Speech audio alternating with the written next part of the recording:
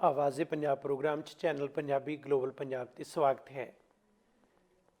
ਗਦਰ ਲਹਿਰ ਇੱਕ ਐਸੀ ਲਹਿਰ ਜਿਸ ਲਹਿਰ ਦੀ ਜਦੋਂ ਅਸੀਂ ਗੱਲਬਾਤ ਕਰਦੇ ਹਾਂ ਤਾਂ ਸਾਨੂੰ ਪਤਾ ਲੱਗਦਾ ਹੈ ਕਿ ਕੈਨੇਡਾ ਜਾਂ ਉੱਤਰੀ ਅਮਰੀਕਾ 'ਚ ਹੀ ਨਹੀਂ ਬਲਕਿ ਸੰਸਾਰ ਪੱਧਰ 'ਤੇ ਜਿਸ ਦੀ ਇੱਕ ਖਾਸ ਪਛਾਣ ਹੈ, ਦੇਣ ਹੈ। ਗਦਰ ਲਹਿਰ ਦੇ ਯੋਧਿਆਂ ਨੇ ਬਹੁਤ ਵੱਡੀਆਂ ਕੁਰਬਾਨੀਆਂ ਕੀਤੀਆਂ, ਦੇਸ਼ ਦੀ ਆਜ਼ਾਦੀ ਦੇ ਵਿੱਚ ਬੜਮੁੱਲਾ ਰੋਲ ਨਿਭਾਇਆ। ਗਦਰ ਲਹਿਰ ਦੇ ਮਹਾਨ ਸ਼ਹੀਦਾਂ ਯੋਧਿਆਂ ਨੂੰ ਲੈ ਕੇ ਜਦੋਂ ਅਸੀਂ ਉਹਨਾਂ ਦੀ ਕੁਰਬਾਨੀ ਦੀ ਗੱਲ ਕਰਦੇ ਹਾਂ ਤਾਂ ਉਹਨਾਂ ਦਿਨਾਂ ਦੀ ਗੱਲ ਸਾਹਮਣੇ ਆਉਂਦੀ ਹੈ ਜਿਨ੍ਹਾਂ ਦਿਨਾਂ 'ਚ ਗਦਰ ਦਾ ਇਹ ਸਥਾਪਨ ਦਿਵਸ ਆਉਂਦਾ ਹੈ, ਭਾਵ 1 ਨਵੰਬਰ 1913 ਨੂੰ ਗਦਰ ਅਖਬਾਰ ਪ੍ਰਕਾਸ਼ਿਤ ਹੋਇਆ ਸੀ। 1 ਨਵੰਬਰ 1913 ਨੂੰ ਗਦਰ ਦੀ ਸ਼ਤਾਬਦੀ ਵਜੋਂ ਵੀ, ਦਿਹਾੜੇ ਵਜੋਂ ਵੀ ਮਨਾਇਆ ਜਾਂਦਾ ਹੈ, ਗਦਰ ਦੇ ਵਰ੍ਹੇਗੰਢ ਵਜੋਂ ਮਨਾਇਆ ਜਾਂਦਾ ਹੈ। ਇਸ ਦਿਨ ਨੂੰ ਜਦੋਂ ਵੀ ਅਸੀਂ ਦੁਨੀਆ ਦੇ ਕਿਸੇ ਖਿੱਤੇ 'ਚ ਵੀ ਬੈਠੇ ਯਾਦ ਕਰਦੇ ਹਾਂ ਤਾਂ ਮਨੁੱਖੀ ਆਜ਼ਾਦੀ ਲਈ ਬਸਤੀਵਾਦ ਦੇ ਖਿਲਾਫ ਜਾਂ ਨਸਲਵਾਦ ਦੇ ਖਿਲਾਫ ਦਿਨ ਦੇ ਵਜੋਂ ਮਨਾਉਂਦੇ ਹਾਂ।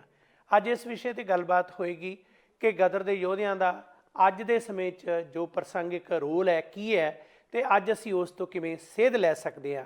ਅੱਜ ਵੀ ਫਾਸ਼ੀਵਾਦ ਦਾ ਬੋਲਬਾਲਾ ਹੈ, ਅੱਜ ਵੀ ਨਸਲਵਾਦ ਨਵੇਂ ਰੂਪ ਦੇ ਵਿੱਚ ਭਾਰੂ ਹੈ, ਅੱਜ ਵੀ ਬਸਤੀਵਾਦ ਦੀ ਸੋਚ ਮਰੀ ਨਹੀਂ ਬਲਕਿ ਦਿਨੋਂ ਦਿਨ ਪਨਪ ਰਹੀ ਹੈ।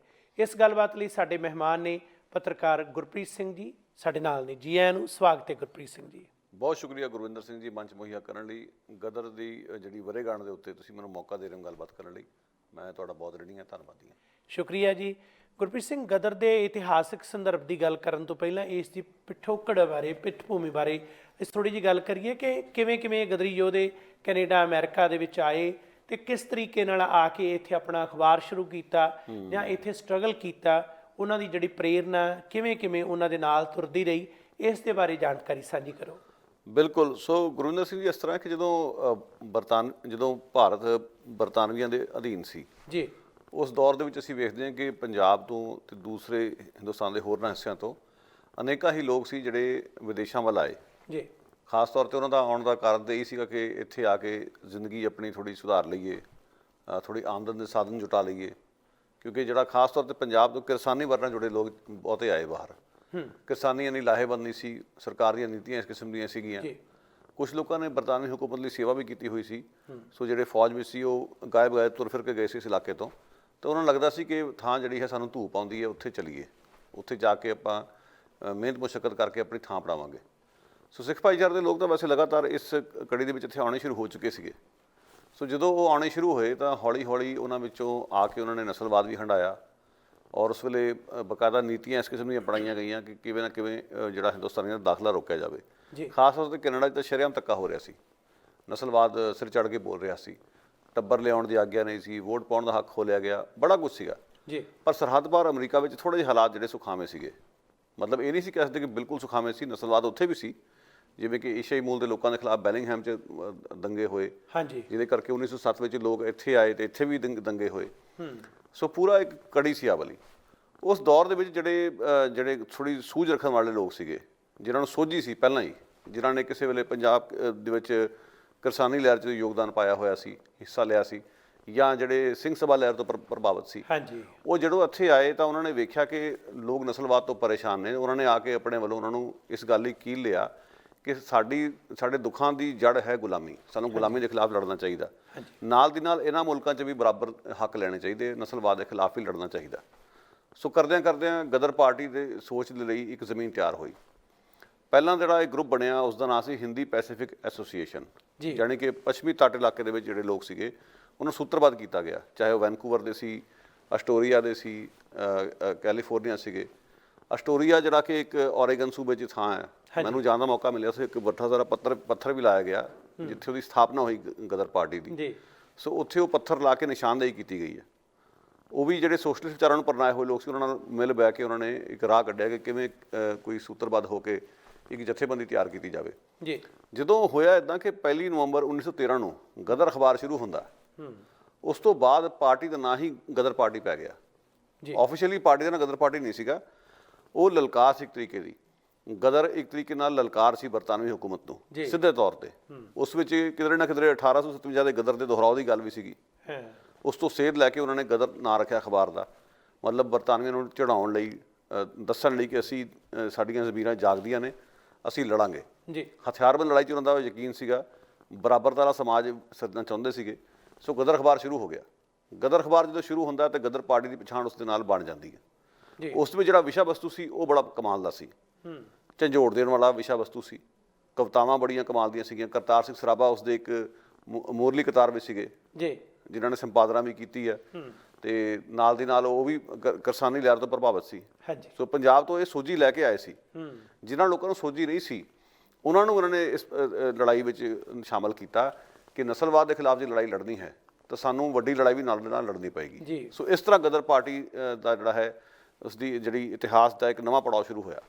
ਦੇਖੋ ਜਿਹੜੇ ਇਹ ਯੋਧੇ ਆਏ ਕੈਨੇਡਾ ਜਾਂ ਅਮਰੀਕਾ ਦੇ ਵਿੱਚ ਆਏ, ਇਹਨਾਂ ਦਾ ਆਉਣ ਦਾ ਜਿਹੜਾ ਪਹਿਲਾ ਮਕਸਦ ਸੀ, ਬੇਸ਼ੱਕ ਉਸ ਦੇ ਵਿੱਚ ਕੁਝ ਵੀ ਕਾਰਨ ਸੀ, ਚਾਹੇ ਉਹਦੇ ਆਰਥਿਕ ਕਾਰਨ ਸਨ ਜਾਂ ਜਿਸ ਤਰ੍ਹਾਂ ਵੀ ਹੈ, ਪਰ ਆ ਕੇ ਜੋ ਉਹਨਾਂ ਨੇ ਕੀਤਾ ਉਹ ਇੱਕ ਦੇਖਣ ਵਾਲੀ ਗੱਲ ਹੈ। ਸਾਰਿਆਂ ਤੋਂ ਵੱਡੀ ਗੱਲ ਹੈ ਕਿ ਇੱਥੇ ਆਉਣ ਤੋਂ ਮਗਰੋਂ ਉਹਨਾਂ ਨੇ ਇੱਥੋਂ ਵੀ ਇੱਕ ਲਹਿਰ ਐਸੀ ਤੇਜ਼ ਤਰਾਰ ਤੇ ਏਡੀ ਇਨਕਲਾਬੀ ਸੋਚ ਵਾਲੀ ਪੈਦਾ ਕੀਤੀ ਜਿਹਨੇ ਉੱਥੇ ਵੀ ਹਲੂਣਿਆ, ਉੱਥੇ ਟੋਡੀਆਂ ਨੂੰ, ਉੱਥੇ ਸਰਕਾਰ ਪ੍ਰਸਤਾਂ ਨੂੰ, ਉੱਥੇ ਜਿਹੜੇ ਸਰਬਰਾਹ ਸਨ ਜਾਂ ਹਕੂਮਤ ਦੇ ਨਾਲ ਚੱਲਣ ਵਾਲੇ ਸਨ।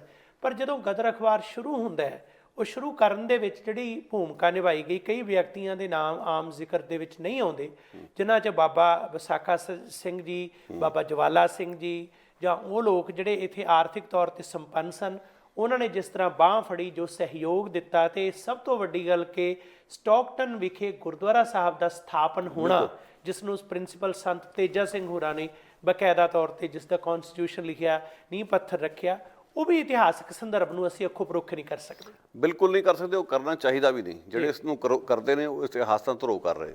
ਮੈਨੂੰ ਸਟਾਕਟਨ ਦੇ ਉਸ ਇਤਿਹਾਸਿਕ ਗੁਰੂ ਘਰ ਜਾਣ ਦਾ ਵੀ ਮੌਕਾ ਮਿਲਿਆ। ਜੀ ਇੱਕ ਚੰਗੀ ਗੱਲ ਇਹ ਹੋਈ ਹੈ ਕਿ ਜਿਹੜੀ ਮਸ਼ੀਨ ਦੇ ਰਾਹੀਂ ਗਦਰ ਅਖਬਾਰ ਛਾਪਿਆ ਜਾਂਦਾ ਸੀ, ਜੀ ਉਹ ਮਸ਼ੀਨ ਅੱਜ ਕੱਲ੍ਹ ਉਸ ਗੁਰੂ ਘਰ ਵਿੱਚ ਸੁਸ਼ੋਭਿਤ ਆ। ਜੀ ਮੈਂ ਮਸ਼ੀਨ ਵੀ ਵੇਖੀ ਆ, ਤਸਵੀਰਾਂ ਵੀ ਖਿੱਚੀਆਂ ਉਸ ਦੀਆਂ, ਔਰ ਉਹ ਗੁਰਦੁਆਰਾ ਜਿਹੜਾ ਇਤਿਹਾਸਕ ਹੈ ਉਸ ਦੀ ਆਪਣੀ ਜਿਹੜੀ ਹੈ ਇੱਕ ਖਾਸ ਉਸ ਦੀ ਪ੍ਰਸੰਗਤਾ। ਤੁਸੀਂ ਬਿਲਕੁਲ ਜਿਹੜੇ ਵਧੀਆ ਦੋ ਨਾਂ ਲਏ ਆ, ਸੰਤ ਵਿਸਾਖਾ ਸਿੰਘ ਦੀ ਗੱਲ ਕਰ ਲਈਏ, ਜਵਾਲਾ ਸਿੰਘ ਠੱਠੀਆਂ ਦੀ ਗੱਲ ਕਰ ਲਈਏ, ਜਿਹੜੇ ਇਹਨਾਂ ਨੇ ਆਲੂ ਦੇ ਬਾਗ ਉੱਥੇ ਲਾਏ ਸੀ। ਉਸ ਤੋਂ ਬਾਅਦ ਜਿਹੜੇ ਸਟੂਡੈਂਟ ਆਉਂਦੇ ਸੀ ਉਹਨਾਂ ਦੀ ਬਾਂਹ ਫੜਦੇ ਸੀ, ਵਜ਼ੀਫੇ ਲਾਏ, ਉਹਨਾਂ ਨੂੰ ਕਿਹਾ ਕਿ ਮਿਹਨਤ ਮੁਸ਼ੱਕਤ ਵੀ ਕਰੋ, ਤੇ ਜਦੋਂ ਤੁਹਾਡੇ ਆਪਣੇ ਜੋਗੇ ਹੋ ਗਏ ਤੁਸੀਂ ਬਾਹਰ ਜਾ ਕੇ ਜਿੱਥੇ ਮਰਜ਼ੀ ਰਹਿ ਸਕਦੇ ਹੋ।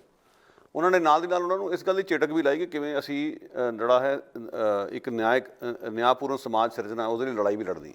ਜੀ ਇਕੱਲਾ ਇਹ ਨਹੀਂ ਕਿ ਸਿਰਫ ਤੁਸੀਂ ਆਪਣਾ, ਜਿਹਨੂੰ ਕਹਿੰਦੇ ਸਿਰਫ ਆਪਣੀ ਕਮਾਈ ਹੀ ਜਟਾਉਣੀ ਹੈ, ਜਿੱਥੇ ਅਨਿਆਂ ਹੁੰਦਾ ਉਸ ਦੇ ਖਿਲਾਫ ਖੜੇ ਵੀ ਹੋ। ਜੀ ਦੇਖੋ ਗੱਲ ਇਸ ਤਰ੍ਹਾਂ ਕਿ ਗਾਂਧੀ ਬਾਰੇ ਅਕਸਰ ਕਿਹਾ ਜਾਂਦਾ ਕਿ ਜੀ ਉਸਨੇ ਅਫਰੀਕਾ 'ਚ ਜਾ ਕੇ ਆਹ ਕੀਤਾ, ਵਾਹ ਕੀਤਾ, ਵਾਪਸ ਆ ਕੇ ਉਸਨੇ ਨਵੀਂ ਚੇਟਕ ਲਾਈ ਲੋਕਾਂ ਨੂੰ। ਉੱਥੇ ਲੋਕੀ ਇਹ ਭੁੱਲ ਜਾਂਦੇ ਕਿ ਗਾਂਧੀ ਵੀ ਆਪਣਾ ਜਿਹਨੂੰ ਕਹਿੰਦੇ ਕਮਾਈ ਵਾਸਤੇ ਬਾਹਰ ਗਿਆ ਸੀਗਾ। ਹਾਂ, ਜਾ ਕੇ ਉਸਨੂੰ ਇੱਕ ਕੌੜੇ ਅਨੁਭਵ ਹੋਏ ਜਿਸ ਦੇ ਕਰਕੇ ਉਸਦੇ ਲਈ ਇੱਕ ਨਵਾਂ ਰਾਹ ਤਿਆਰ ਹੋ ਗਿਆ। ਫਿਰ ਗਦਰੀਆਂ ਨੂੰ ਅਸੀਂ ਇਸ ਤਰ੍ਹਾਂ ਦੀ ਮਤਲਬ ਜਿਹੜੀ ਹੈ ਗੁੰਜਾਇਸ਼ ਦੇਣ ਦੀ ਕਿਉਂ ਤਿਆਰ ਨਹੀਂ ਹੁੰਦੇ? ਕਈ ਲੋਕ ਬੜੀ ਬੇਸ਼ਰਮੀ ਦੇ ਨਾਲ ਗਦਰੀਆਂ ਦੀ ਲੜਾਈ ਨੂੰ ਇਸ ਤਰ੍ਹਾਂ ਬਣਾ ਕੇ ਪੇਸ਼ ਕਰਦੇ ਕਿ ਜੀ ਉਹ ਤਾਂ ਸਿਰਫ ਰੋਜ਼ੀ ਰੋਟੀ ਲਈ ਖਾਤਰ ਆਏ ਸੀਗੇ। ਰੋਜ਼ੀ ਰੋਟੀ ਲਈ ਤਾਂ ਕੋਈ ਵਿਅਕਤੀ ਕਿਧਰੇ ਵੀ ਕੰਮ ਕਰ ਸਕਦਾ। ਹਾਂਜੀ, ਗੱਲ ਇਹ ਕਿ ਆਪਣੇ ਉਸ ਕੰਮ 'ਚੋਂ ਕਿੰਨਾ ਕੁ ਦਸਵੰਧ ਕੱਢ ਕੇ ਉਹ ਜਿਹੜੀ ਹੈ ਆਜ਼ਾਦੀ ਦੀ ਲੜਾਈ ਦੇ ਵਿੱਚ ਨਿਤਰਦਾ, ਕਿੰਨੀ ਕੁ ਆਪਣੀ ਤਾਕਤ ਲਾਉਂਦਾ ਕਿ ਮੈਂ ਜ਼ੁਲਮ ਦੇ ਖਿਲਾਫ ਖੜਾ ਹੋਵਾਂ। ਬਿਲਕੁਲ। ਕਿੰਨਾ ਕੁ ਆਪਣੀ ਨਾਬਰੀ ਦੇ ਇਤਿਹਾਸ ਨੂੰ ਅੱਗੇ ਤੋਰਦਾ ਆ। ਗੱਲਾਂ ਤੇ ਆਹ ਵੇਖਣ ਵਾਲੀਆਂ। ਜਿਹੜੇ ਉਹ ਲੋਕ ਆਏ ਵੀ ਸੀਗੇ, ਚਾਹੇ ਰੋਜ਼ੀ ਰੋਟੀ ਦੀ ਖਾਤਰ ਆਏ ਸੀ, ਪਰ ਜੋ ਕੁਝ ਮਾੜਾ ਚੰਗਾ ਉਹਨਾਂ ਨਾਲ ਹੋਇਆ, ਉਸਨੇ ਉਹਨਾਂ ਨੂੰ ਝੰਜੋੜਿਆ, ਕਿਉਂਕਿ ਉਹਨਾਂ ਦੀ ਜਿੰਦੀਆਂ ਜਾਗਦੀਆਂ ਜ਼ਮੀਰਾਂ ਵਾਲੇ ਲੋਕ ਸੀਗੇ। ਪਹਿਲਾਂ ਹੀ ਉਹਨਾਂ ਨੂੰ ਜਾਗ ਲੱਗੀ ਹੋਈ ਸੀ ਜੀ, ਪਹਿਲਾਂ ਹੀ ਪਾਨ ਚੜੀ ਹੋਈ ਸੀ। ਇਹ ਨਹੀਂ ਕਿ ਇੱਥੇ ਆ ਕੇ ਜਿਵੇਂ ਕਈ ਕਹਿੰਦੇ ਆ ਇੱਥੋਂ ਦੀ ਖੁੱਲੀ ਫਿਜ਼ਾ ਵਿੱਚ ਆ ਕੇ ਉਹਨਾਂ ਦੀਆਂ ਅੱਖਾਂ ਖੁੱਲ ਗਈਆਂ, ਜਿਹਦੇ 'ਚ ਲੱਗਦਾ ਕਿ ਜਿਵੇਂ ਯੂਰਪੀ ਜਿਹੜੀ ਉੱਚਤਾ ਜਾਂ ਉੱਤਮਤਾ ਉਸ ਵਿੱਚ ਨਜ਼ਰ ਆਉਂਦੀ ਉਸ ਗੱਲਬਾਤ 'ਚੋਂ। ਅਸਲ ਗੱਲ ਇਹ ਕਿ ਉਹਨਾਂ ਤੋਂ ਪਹਿਲਾਂ ਹੀ ਚੇਟਕ ਲੱਗੀ ਸੀ। ਪੰਜਾਬ ਵਿੱਚ ਪਗੜੀ ਸੰਭਾਲ ਜੱਟਾ ਲਹਿਰ ਵਿੱਚ ਕਈ ਲੋਕ ਸ਼ਾਮਲ ਸੀ, ਸਿੰਘ ਸਭਾ ਲਹਿਰ ਵਿੱਚ ਸ਼ਾਮਲ ਰਹੇ ਸੀ। ਜਿਹੜੀ ਆਪਣਾ ਸਵਦੇਸ਼ੀ ਲਹਿਰ ਜਿਹੜੀ ਪਹਿਲੀ ਨਾਮਧਾਰੀ ਨੇ ਸ਼ੁਰੂ ਕੀਤੀ ਆ, ਸੋਹਣ ਸਿੰਘ ਭਕਨਾ ਉਸਦੇ ਕਾਇਲ ਸੀਗੇ। ਸੋ ਕਿਧਰੇ ਨਾ ਕਿਧਰੇ ਉਸ ਤਰ੍ਹਾਂ ਦੇ ਵਿਚਾਰਾਂ ਨੇ ਪਹਿਲਾਂ ਹੀ ਉਹਨਾਂ ਨੂੰ ਪ੍ਰਭਾਵਿਤ ਕੀਤਾ ਹੋਇਆ ਸੀ। ਇੱਥੇ ਆ ਕੇ ਉਹਨਾਂ ਨੇ ਜਦੋਂ ਵੇਖਿਆ ਕਿ ਆਮ ਜਿਹੜੇ ਲੋਕਾਂ ਨੂੰ ਨਾਲ ਕਿਵੇਂ ਜੋੜਨਾ ਆ, ਇੱਕ ਤਾਂ ਉਹਨਾਂ ਨੇ ਬਾਂਹ ਫੜੀ ਉਹਨਾਂ ਦੀ ਰੋਜ਼ੀ ਰੋਟੀ ਦਾ ਪ੍ਰਬੰਧ ਕੀਤਾ, ਉਹਨਾਂ ਦੇ ਠਾਹਰ ਦਾ ਪ੍ਰਬੰਧ ਕੀਤਾ। ਨਾਲ ਦੀ ਨਾਲ ਉਹਨਾਂ ਨੂੰ ਇਸ ਗੱਲ ਦੀ ਚੇਟਕ ਲਾਈ ਕਿ ਜਦੋਂ ਅਸੀਂ ਜ਼ੁਲਮ ਦੇ ਖਿਲਾਫ ਖੜੇ ਹੋਣਾ ਤਾਂ ਉਸ ਦੇ ਲਈ ਵੀ ਸਾਡਾ ਬਣਦਾ ਸਰਦਾ ਯੋਗਦਾਨ ਅਸੀਂ ਪਾਈਏ। ਸੋ ਸਟਾਕਟਨ ਦਾ ਗੁਰੂ ਘਰ ਜਦੋਂ ਸਥਾਪਿਤ ਹੋਇਆ, ਉਹ ਇੱਕ ਇਹੋ ਜਿਹੀ ਥਾਂ ਬਣ ਗਈ ਕਿ ਜਿੱਥੇ ਜੁੜ ਕੇ ਬਹਿ ਕੇ ਤੁਸੀਂ ਵਿਚਾਰਾਂ ਵੀ ਕਰ ਸਕੋ। ਔਰ ਉਸੇ ਤਰ੍ਹਾਂ ਜਦੋਂ ਖਾਲਸਾ ਦਿਵਸ ਸੋਸਾਇਟੀ ਵੈਂਕੂਵਰ ਬਣੀ ਹੈ, ਉਹ ਵੀ ਗਦਰ ਪਾਰਟੀ ਤੋਂ ਪਹਿਲਾਂ ਬਣੀ ਹੈ।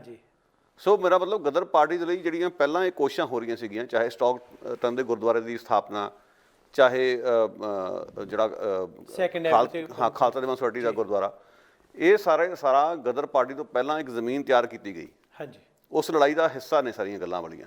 ਸੋ ਗਦਰ ਪਾਰਟੀ ਕੋਈ ਵੈਕਿਊਮ 'ਚੋਂ ਨਹੀਂ ਪੈਦਾ ਹੋਈ, ਉਸ ਦੇ ਲਈ ਪਹਿਲਾਂ ਹੀ ਕੋਸ਼ਿਸ਼ਾਂ ਹੋ ਰਹੀਆਂ ਸੀਗੀਆਂ, ਅਖੀਰ ਉਸ ਨੂੰ ਬੋਰ ਪਿਆ।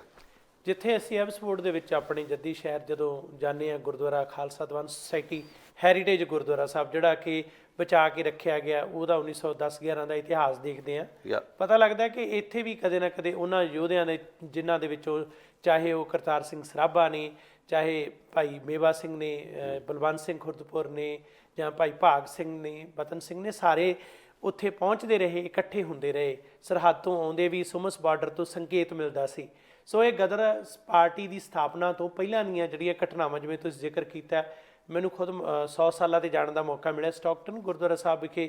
ਇਹ ਮਸ਼ੀਨ ਜਿਹੜੀ ਬਕਾਇਦਾ ਸਾਈਕਲੋ ਸਟਾਈਲ ਜਿਸ ਤਰ੍ਹਾਂ ਤਿਆਰ ਹੁੰਦਾ ਸੀ ਗਦਰ ਅਖਬਾਰ, ਉਸ ਨੂੰ ਪ੍ਰਕਾਸ਼ ਕਰਦੀ ਸੀ, ਉਹਨੂੰ ਵੀ ਦੇਖਿਆ ਅਤੇ ਹੋਰ ਬਹੁਤ ਸਾਰਾ ਮੌਕਾ ਮਿਲਿਆ।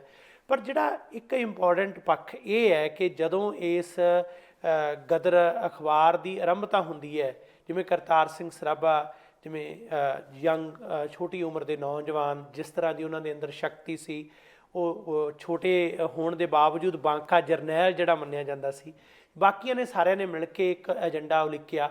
ਉਹ ਇਹ ਸੀ ਯੂਨਾਈਟਿਡ ਸਟੇਟਸ ਆਫ ਇੰਡੀਆ ਦਾ, ਜਿਹੜੀ ਉਹਨਾਂ ਨੇ ਉਸ ਵੇਲੇ ਸੰਵਿਧਾਨਕ ਰੂਪ ਤਿਆਰ ਕੀਤਾ ਉਹਦਾ, ਜਾਂ ਜਿਸ ਤਰੀਕੇ ਨਾਲ ਉਹ ਕੋਡ ਆਫ ਕੰਡਕਟਸ ਬਣਾਏ, ਉਹ ਧਾਰਨਾਵਾਂ ਸਾਰੀਆਂ ਸਨ, ਉਹਨਾਂ ਬਾਰੇ ਰੌਸ਼ਨੀ ਪਾਓ, ਜਿਹੜੀ ਕਿ ਗਦਰ ਪਾਰਟੀ ਦੀ ਮੂਲ ਧੁਰਾ ਕਹਿ ਸਕਦੇ ਹਾਂ। ਜਿਸ ਦਾ ਮੂਲ ਧੁਰਾ ਗਦਰ ਪਾਰਟੀ ਦਾ ਇਹੋ ਸੀ ਕਿ ਇੱਕ ਸੈਕੂਲਰ ਨਿਜ਼ਾਮ ਹੋਵੇ ਜੀ, ਧਰਮਾਂ ਦੇ ਨਾਂ 'ਤੇ, ਜ਼ਾਤਾਂ ਦੇ ਨਾਂ 'ਤੇ ਵੰਡੀਆਂ ਨਾ ਹੋਣ ਜੀ, ਧਰਮ ਹਰ ਇੱਕ ਦਾ ਨਿੱਜੀ ਮਸਲਾ ਹੋਵੇ, ਔਰ ਹਰ ਇੱਕ ਜਿਹੜਾ ਵਿਅਕਤੀ ਹੈ ਉਸਦੇ ਧਾਰਮਿਕ ਹੱਕਾਂ ਦੀ ਉੱਥੇ ਪੂਰੀ ਤਰ੍ਹਾਂ ਹਿਫਾਜ਼ਤ ਹੋਵੇ ਜੀ।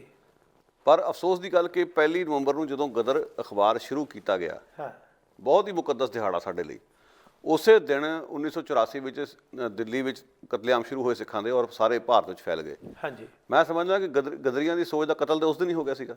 ਵੈਸੇ ਤਾਂ ਉਸ ਤੋਂ ਪਹਿਲਾਂ ਜਦੋਂ ਦੇਸ਼ ਵੰਡ ਵੀ ਧਰਮ ਦੇ ਨਾਂ 'ਤੇ ਹੋਈ ਆ ਜੀ, ਜਿਸ ਵਿੱਚ ਗਦਰੀਆਂ ਨੇ ਮੂਹਰੇ ਹੋ ਕੇ ਮੁਸਲਮਾਨਾਂ ਨੂੰ ਹਿੰਦੂ ਜਨੂਨੀਆਂ ਤੋਂ ਬਚਾਇਆ, ਉਸ ਵੇਲੇ ਵੀ ਉਹਨਾਂ ਦੀ ਸੋਚ ਦਾ ਕਤਲ ਕੀਤਾ ਗਿਆ।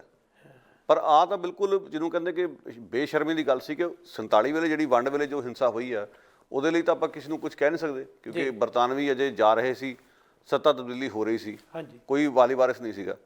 ਪਰ ਇੱਥੋਂ ਤਾਂ ਚੁਣੀ ਹੋਈ ਸਰਕਾਰ ਲੋਕਾਂ ਦੀ ਆਪਣੀ, ਉਹ ਲੋਕਾਂ ਦੇ ਖੂਨ ਦੀ ਪਿਆਸੀ ਹੋ ਗਈ। ਤੁਸੀਂ ਇਹ ਵੇਖੋ ਕਿ ਰਕਾਬਗੰਜ ਸਾਹਿਬ ਦਾ ਗੁਰਦੁਆਰਾ, ਜਿਹਦਾ ਇਤਿਹਾਸ ਕੀ ਹੈ ਕਿ ਇਸ ਗੁਰਦੁਆਰੇ ਦੀ ਕੰਧ ਜਦੋਂ ਬਰਤਾਨਵੀਆਂ ਨੇ ਢਾਈ ਆ, ਤਾਂ ਉਸ ਵੇਲੇ ਗਦਰੀਆਂ ਨੇ ਬਕਾਇਦਾ ਲੋਕਾਂ ਨੂੰ, ਸਿੱਖਾਂ ਨੂੰ ਲਾਮਬੰਦ ਕੀਤਾ। ਭਾਈ ਰਣਧੀਰ ਸਿੰਘ ਵਰਗੇ ਵੀ ਲਾਮਬੰਦ ਹੋਏ, ਔਰ ਬੜੇ ਮਾਣ ਨਾਲ ਦੱਸਿਆ ਜਾਂਦਾ ਕਿ ਇਸ ਰਕਾਬਗੰਜ ਦੀ ਕੰਧ ਦੇ ਖਿਲਾਫ ਜਿਹੜਾ ਮੋਰਚਾ ਸੀ, ਆਜ਼ਾਦੀ ਦੀ ਲੜਾਈ ਦਾ ਇੱਕ ਹਿੱਸਾ ਸੀ ਬਿਲਕੁਲ, ਔਰ ਉਸ ਵਿੱਚ ਗਦਰੀ ਵੀ ਨਾਲ ਉਹਨਾਂ ਨੇ ਕੀਲ ਲਏ ਸੀ ਆਪਣੇ। ਉਸੇ ਰਕਾਬਗੰਜ ਦੇ ਗੁਰੂ ਘਰ ਦੇ ਉੱਤੇ 84 ਦੇ ਕਤਲੇਆਮ ਵੇਲੇ ਹਮਲਾ ਕੀਤਾ ਗਿਆ ਮਿੱਥ ਕੇ, ਜਦੋਂ ਕਮਲਨਾਥ ਵੀ ਉੱਥੇ ਹਾਜ਼ਰ ਸੀ ਜੀ। ਸੋ ਇਹ ਜਦੋਂ ਗੱਲਾਂ ਆਪਾਂ ਸੁਣਦੇ ਹਾਂ ਤੇ ਸੋਚਦੇ ਹਾਂ ਕਈ ਵਾਰੀ ਕਿ ਕਿੱਥੇ ਉਹਨਾਂ ਦੀ ਸੋਚ ਸੀ ਯੂਨਾਈਟਿਡ ਸਟੇਟ ਆਫ ਇੰਡੀਆ ਬਣਾਉਣ ਦੀ, ਜਿੱਥੇ ਸਾਰੇ ਲੋਕਾਂ ਦੇ ਜਿਹੜੇ ਧਾਰਮਿਕ ਹੱਕ ਮਹਿਫੂਜ਼ ਰਹਿਣੇ ਸੀ, ਉੱਥੇ ਮਤਲਬ ਹਾਲਾਤ ਉੱਦਾਂ ਦੇ ਬਣਦੇ ਗਏ 84 ਤੋਂ ਲੈ ਕੇ ਹੁਣ ਤੱਕ ਕਿ ਬਕਾਇਦਾ ਹਿੰਦੁਸਤਾਨ ਦਾ ਨਾਰਾ ਬੁਲੰਦ ਹੋਇਆ ਜੀ। ਸੋ ਗਦਰੀਆਂ ਦਾ ਉਹ ਇਤਿਹਾਸ, ਉਹਨਾਂ ਦੇ ਉਹ ਨਾਅਰੇਬਾਜ਼ੀ, ਸਾਰਾ ਕੁਝ ਜਿਹੜਾ ਹੈ ਪਿੱਛੇ ਨੂੰ ਧੱਕ ਦਿੱਤਾ ਗਿਆ ਜੀ। ਸੋ ਇਹ ਅਫਸੋਸ ਹੈ। ਦੁੱਖ ਇਸ ਗੱਲ ਦਾ ਵੀ ਹੈ ਕਿ ਜਦੋਂ ਅਸੀਂ ਇਹ ਦੇਖਦੇ ਹਾਂ ਕਿ ਇਤਿਹਾਸ ਦੇ ਇਹਨਾਂ ਪੰਨਿਆਂ ਨੂੰ ਜਦੋਂ ਵਾਚਦੇ ਹਾਂ, ਜਿਹੜੀਆਂ ਸੰਸਥਾਵਾਂ ਇਹਨਾਂ ਨਾਂ 'ਤੇ ਬਣਦੀਆਂ, ਜਿਵੇਂ ਕਿ ਦੇਸ਼ ਭਗਤ ਯਾਦਗਾਰ ਹਾਲ ਜਲੰਧਰ ਦੇ ਵਿੱਚ ਹਰ 1 ਨਵੰਬਰ ਨੂੰ ਮੇਲਾ ਲੱਗਦਾ ਹੈ। ਇਹ 1 ਨਵੰਬਰ ਦਾ ਮੇਲਾ ਗਦਰੀ ਬਾਬਿਆਂ ਨੂੰ ਸਮਰਪਿਤ ਮੇਲਾ ਹੁੰਦਾ ਹੈ। ਪਰ ਉਸ ਮੇਲੇ ਦੀ ਜਿਹੜੀ ਮਾਪਦੰਡ ਜਾਂ ਉਸ ਦਾ ਰੂਪ ਰੇਖਾ ਹੈ, ਉਹਦੇ ਵਿੱਚ ਵੀ ਕੋਸ਼ਿਸ਼ ਕੀਤੀ ਜਾਂਦੀ ਹੈ ਕਿ ਆ ਜਿਹੜੀਆਂ ਮੌਜੂਦਾ ਘਟਨਾਵਾਂ ਨੇ, ਜਾਂ ਉਹ ਘਟਨਾਵਾਂ ਜਿਹੜੀਆਂ ਕਿ ਲਗਾਤਾਰ ਵਾਪਰ ਰਹੀਆਂ ਇਤਿਹਾਸਕ ਪ੍ਰਸੰਗ ਦੇ ਵਿੱਚ ਨੇ, ਉਸ ਪ੍ਰਸੰਗ ਨੂੰ ਨਿਖੇੜ ਦਿੱਤਾ ਜਾਂਦਾ ਹੈ। ਸੋ ਡਿਸਕੋਰਸ ਇੱਕ ਨਵਾਂ ਖੜਾ ਕਰ ਦਿੱਤਾ ਜਾਂਦਾ, ਜਿਹੜਾ ਕਿ ਬਿਲਕੁਲ ਵਿਛੁੰਨਿਆ ਹੁੰਦਾ ਹੈ। ਅਫਸੋਸ ਦੀ ਗੱਲ ਇਹ ਕਿ ਦੇਸ਼ ਭਗਤ ਯਾਦਗਾਰ ਹਾਲ 'ਚ, ਜਿਵੇਂ ਮੈਂ ਇੱਕ ਪ੍ਰੋਗਰਾਮ 'ਚ ਪਹਿਲਾਂ ਵੀ ਦੱਸਿਆ ਸੀ ਕਿ 2017 'ਚ ਮੇਰੇ ਅੱਖੀ ਦੇਖੀ ਗੱਲ ਜੀ, 1 ਨਵੰਬਰ ਨੂੰ ਗਦਰ ਪਾਰਟੀ ਦਾ ਝੰਡਾ ਚਾੜਿਆ ਗਿਆ ਜੀ। ਗਦਰ ਪਾਰਟੀ ਦੀ ਸਥਾਪਨਾ ਦਾ ਜਸ਼ਨ ਮਨਾਇਆ ਗਿਆ, ਜਿਹੜਾ ਕਿ ਬਹੁਤ ਚੰਗੀ ਗੱਲ ਸੀ ਜੀ। ਸੈਕੂਲਰਿਜ਼ਮ ਦੀਆਂ ਸਾਰੀਆਂ ਗੱਲਾਂ ਉੱਥੇ ਹੋਈਆਂ। ਸਟੇਜ ਤੋਂ ਭਾਰਤੀ ਜਨਤਾ ਪਾਰਟੀ ਨੂੰ ਪੀ ਕੇ ਪਾਣੀ ਕੋਸਿਆ ਗਿਆ, ਜਿਹੜੀ ਇਸ ਵੇਲੇ ਮੌਜੂਦਾ ਸਰਕਾਰ ਚਲਾ ਰਹੀ ਹੈ, ਔਰ ਉਹ ਵੀ ਬਹੁਤ ਵਧੀਆ ਗੱਲ ਸੀ ਜੀ। ਪਰ ਐਡਾ ਵੱਡਾ ਦੁਖਾਂਤ ਸਿੱਖਾਂ ਨਾਲ ਵਾਪਰਿਆ ਹੋਵੇ, ਪੰਜਾਬ ਦੀ ਧਰਤੀ 'ਤੇ ਤੁਸੀਂ ਐਡਾ ਵੱਡਾ ਪ੍ਰੋਗਰਾਮ ਕਰ ਰਹੇ ਹੋ, ਤੁਹਾਡੇ ਕੋਲ ਇੰਨਾ ਵੀ ਸਮਾਂ ਨਹੀਂ ਕਿ ਤੁਸੀਂ 1 ਮਿੰਟ ਦੀ ਚੁੱਪੀ ਦਾ ਕੋਈ ਉੱਥੇ ਪ੍ਰੋਗਰਾਮ ਵਿੱਢੋ ਜਾਂ ਸ਼ੋਕ ਮਤਾ ਲਿਆਓ। ਉਹਨਾਂ ਨੇ ਇਸ ਗੱਲ ਨੂੰ ਇਗਨੋਰ ਕੀਤਾ, ਜਿਹੜਾ ਹੈ ਪਰੋਖੇ ਕਰ ਦਿੱਤਾ ਗਿਆ। ਹਾਂ, ਕਿਉਂਕਿ ਕਿਧਰੇ ਨਾ ਕਿਧਰੇ ਇਹਦੇ ਵਿੱਚੋਂ ਨਜ਼ਰ ਆਉਂਦਾ ਕਿ ਜਿਹੜੀ ਲੈਫਟ ਦੀ ਜਾਂ ਖੱਬੇ ਪੱਖੇ ਦੀ ਜਿਹੜੀ ਜੁੰਡੀ ਭਾਰੂ ਆ ਉੱਥੇ, ਉਹਨਾਂ ਵਿੱਚ ਕੋਈ ਨਾ ਕੋਈ ਬੇਈਮਾਨੀ ਵੀ ਹੈ, ਸਿਆਸੀ ਬੇਈਮਾਨੀ, ਹਾਂ, ਕਿ ਕਾਂਗਰਸ ਪ੍ਰਤੀ ਇੱਕ ਬਹੁਤ ਹੀ ਨਰਮ ਉਹਨਾਂ ਦਾ ਜਿਹੜੀ ਸੋਚ ਹੈ ਉਹਨਾਂ ਦੀ। ਉਹ ਸੋਚਦੇ ਕਿ ਭਾਰਤੀ ਜਨਤਾ ਪਾਰਟੀ ਦੇ ਉਲਟ ਕਾਂਗਰਸ ਚੰਗੀ ਹੈ, ਵਧੇਰੇ ਸੈਕੂਲਰ ਹੈ, ਉਸਨੂੰ ਕਿੰਨੇ ਸਾਲਾਂ ਤੋਂ ਲਗਾਤਾਰ ਇਹ ਧਰਮ ਨਿਰਪੱਖਤਾ ਦਾ ਸਰਟੀਫਿਕੇਟ ਦਿੰਦੇ ਆ ਰਹੇ।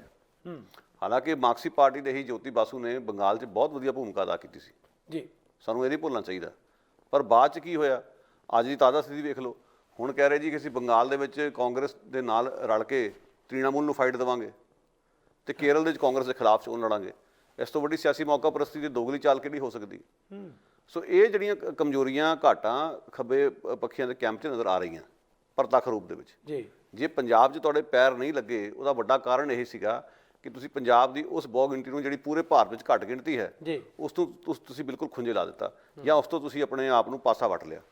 ਸੋ ਇਸ ਕਰਕੇ ਜਿਹੜਾ ਹੈ ਇਹਦੇ ਬਾਰੇ ਉਹਨਾਂ ਨੂੰ ਸੋਚਣਾ ਚਾਹੀਦਾ। ਸੋ ਦੇਸ਼ ਭਗਤ ਯਾਦਗਾਰ ਹਾਲ ਦੀ ਜ਼ਿੰਮੇਵਾਰੀ ਸਗੋਂ ਵੱਧ ਬਣਦੀ ਹੈ ਜੀ ਕਿ ਜਦੋਂ ਤੁਸੀਂ 1 ਨਵੰਬਰ ਆਉਂਦੀ ਹੈ ਗਦਰ ਪਾਰਟੀ ਦਾ ਝੰਡਾ ਚਾੜ੍ਹਦੇ ਹੋ, ਨਾਲ ਦੀ ਨਾਲ ਤੁਸੀਂ ਇਸ ਦੁਖਾਂਤ ਨੂੰ ਵੀ ਯਾਦ ਰੱਖੋ। ਵੈਸੇ ਵੀ ਗੱਲ ਹੈ ਕਿ ਜੜ੍ਹਾਂ ਨਾਲ ਜੁੜ ਕੇ ਰਹਿਣਾ ਬੜਾ ਜ਼ਰੂਰੀ ਹੈ। ਜਦੋਂ ਅਸੀਂ ਗੱਲ ਕਰਦੇ ਹਾਂ ਗਦਰ ਕਵਿਤਾ ਦੀ, ਗਦਰ ਲਹਿਰ ਦੀ, ਵਾਰਤਕ ਦੀ, ਗਦਰ ਅਖਬਾਰ ਦੀ, ਗਦਰੀ ਬਾਬਿਆਂ ਨੇ ਜਿੰਨੇ ਹਵਾਲੇ ਦਿੱਤੇ ਉਹ ਇਤਿਹਾਸ ਦੇ ਵਿੱਚੋਂ ਨੇ ਬੜੇ। ਗੁਰੂ ਤੇਗ ਬਹਾਦਰ ਜੀ ਦੀ ਸ਼ਹਾਦਤ, ਗੁਰੂ ਗੋਬਿੰਦ ਸਿੰਘ ਜੀ ਸਾਹਿਬਜ਼ਾਦਿਆਂ ਦੀ ਸ਼ਹਾਦਤ, ਬੰਦਾ ਸਿੰਘ ਬਹਾਦਰ, ਹਰੀ ਸਿੰਘ ਨਲਵਾ, ਕਿੰਨੀਆਂ ਮਿਸਾਲਾਂ ਨੇ। ਉਹ ਮਿਸਾਲਾਂ ਦੀਆਂ ਬਕਾਇਦਾ ਜ਼ਿਕਰ ਉਹਨਾਂ ਕਵਿਤਾਵਾਂ ਦੇ ਵਿੱਚ ਆਉਂਦਾ ਤੇ ਨਾਲ ਕਹਿੰਦੇ ਕਿ ਉਹਨਾਂ ਤੋਂ ਸੇਧ ਲਓ। ਜਦੋਂ ਉਹ ਇਸ ਗੱਲ ਤੋਂ ਸੇਧ ਲੈ ਸਕਦੇ ਨੇ ਤਾਂ ਸਾਡੇ ਸੋ ਕਾਲਡ ਖੱਬੇ ਪੱਖੀ ਜਾਂ ਉਸ ਜਿਹੜੀਆਂ ਧਿਰਾਂ ਜਿਹੜੀਆਂ ਕਿ ਆਪਣੇ ਫਲਸਫੇ ਨੂੰ ਵਿਦੇਸ਼ਾਂ ਤੋਂ ਪ੍ਰਭਾਵਿਤ ਹੋਇਆ ਮੰਨਦੀਆਂ ਨੇ, ਉਹਨਾਂ ਨੂੰ ਕੀ ਇਸ ਗੱਲ ਦਾ ਇਤਰਾਜ਼ ਹੈ? ਉਹ ਆਪਣੀਆਂ ਜੜ੍ਹਾਂ ਦੇ ਵੱਲ ਨਾ ਜਾ ਕੇ ਕੇਵਲ ਤੇ ਕੇਵਲ ਪੱਤਿਆਂ ਟਾਹਣੀਆਂ ਵੱਲ ਬਿਖਰੀਆਂ ਹੋਈਆਂ ਨੇ। ਇੱਕ ਤਾਂ ਦੇਖੋ ਸਭ ਤੋਂ ਵੱਡਾ ਦੁਖਾਂਤ ਇਹ ਹੈ ਕਿ ਉਹਨਾਂ ਨੇ ਸਿੱਖ ਧਰਮ ਨੂੰ ਵੀ ਬਾਕੀ ਦੇ ਆਮ ਧਰਮਾਂ ਵਰਗਾ ਹੀ ਮੰਨਿਆ ਹੋਇਆ ਜੀ। ਠੀਕ ਹੈ, ਸਿੱਖ ਧਰਮ ਸਥਾਪਿਤ ਧਰਮ ਹੈ ਜੀ, ਅਸੀਂ ਇਹ ਵੀ ਨਹੀਂ ਚਾਹੁੰਦੇ ਕਿ ਧਰਮ ਦੀ ਮੁਦਾਖਲਤ ਹੋਵੇ ਜੀ, ਪਰ ਇੱਕ ਸਵਾਲ ਇਹ ਵੀ ਖੜਾ ਹੁੰਦਾ ਕਿ ਕੀ ਸਿੱਖ ਧਰਮ ਨੂੰ ਤੁਸੀਂ ਬੜੀ ਆਸਾਨੀ ਦੇ ਨਾਲ ਹਿੰਦੂ ਧਰਮ ਦੇ ਬਰਾਬਰ ਖੜਾ ਕਰ ਸਕਦੇ ਹੋ? ਜਿਸ ਧਰਮ ਦੇ ਵਿੱਚ ਜ਼ਾਤ ਪਾਤ ਦਾ ਕੋਡ ਹੋਵੇ, ਜਿਸ ਧਰਮ ਦੇ ਵਿੱਚ ਛੂਆ-ਛਾਤ ਨੂੰ ਜਾਂ ਭਿੱਟਵਾਦ ਨੂੰ ਮਾਨਤਾ ਮਿਲੀ ਹੋਵੇ, ਉਹਦਾ ਸਿੱਖੀ ਨਾਲ ਕੀ ਮੇਲ ਹੈ? ਬਿਲਕੁਲ।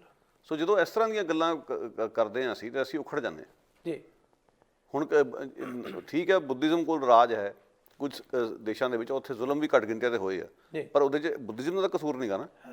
ਬੁੱਧੀਜ਼ਮ ਦੀ ਆਪਣੀ ਫਿਲਾਸਫੀ ਹੈ, ਹਿੰਦੂਆਂ ਨਾਲ ਉਹਨਾਂ ਦੀ ਅੱਡਰੀ ਪਛਾਣ ਹੈ, ਪਰ ਉਹਨੂੰ ਅਸੀਂ ਜੇ ਸਾਇੰਟੀਫਿਕ ਢੰਗ ਨਾਲ ਜਿਸ ਬੁੱਧ ਦੀ ਫਿਲਾਸਫੀ ਨੂੰ ਸਮਝਣਾ ਹੋਵੇ ਤਾਂ ਉਸ ਵਿੱਚ ਕਈ ਗੱਲਾਂ ਨੇ ਜਿਹੜੀਆਂ ਮੰਨਣ ਵਾਲੀਆਂ ਨੇ। ਜੀ।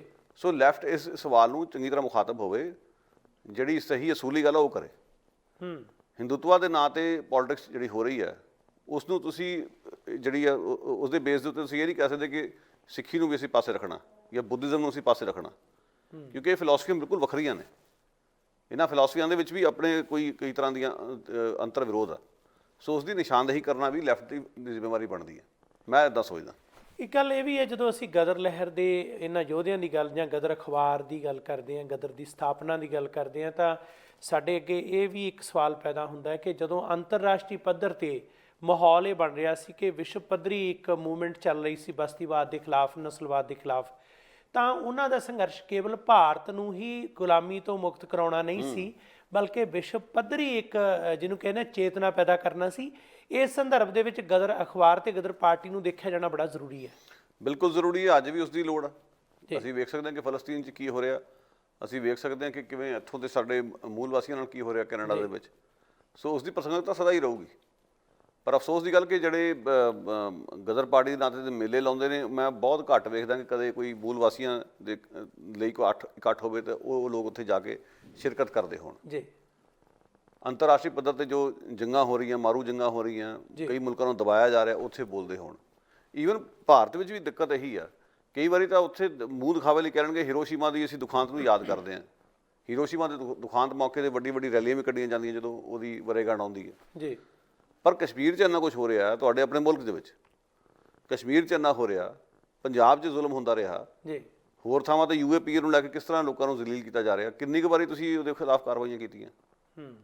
ਤੁਹਾਡੇ ਮਤਲਬ ਕਿਧਰੇ ਨਾ ਕਿਧਰੇ ਸਿਲੈਕਟਿਵ ਤੁਹਾਡੀ ਅਪਰੋਚ ਹੈ, ਪੱਖਪਾਤੀ ਇੱਕ ਪਾਸੜ, ਉਹਦੇ 'ਚ ਦਿੱਕਤਾਂ ਬਹੁਤ ਨੇ ਇਸ ਕਿਸਮ ਦੀਆਂ। ਸਮੂਸ਼ਤਾ 'ਚ ਲੈਣ ਦੀ ਲੋੜ ਆ। ਅੱਜ ਵੀ ਉਹਨਾਂ ਤੋਂ ਸੇਧ ਲਓ ਕਿ ਦੁਨੀਆ 'ਚ ਜਿੱਥੇ ਵੀ ਘੱਟ ਗਿਣਤੀ ਨਿਤਾੜੀਆਂ ਜਾ ਰਹੀਆਂ ਨੇ, ਨਪੀੜੀਆਂ ਜਾ ਰਹੀਆਂ, ਉੱਥੇ ਉਹਨਾਂ ਨਾਲ ਖੜੇ ਹੋਵੋ। ਪਰ ਜਦੋਂ ਅਸੀਂ ਤੇਲ ਵੇਖੋ, ਤੇਲ ਦੀ ਧਾਰ ਵੇਖੋ ਦੀ ਸਿਆਸਤ ਚਲਾਉਣੀ ਹੋਵੇ, ਫਿਰ ਇਸ ਗੱਲ ਦੀ ਉਮੀਦ ਕਿਵੇਂ ਕਰ ਸਕਦੇ?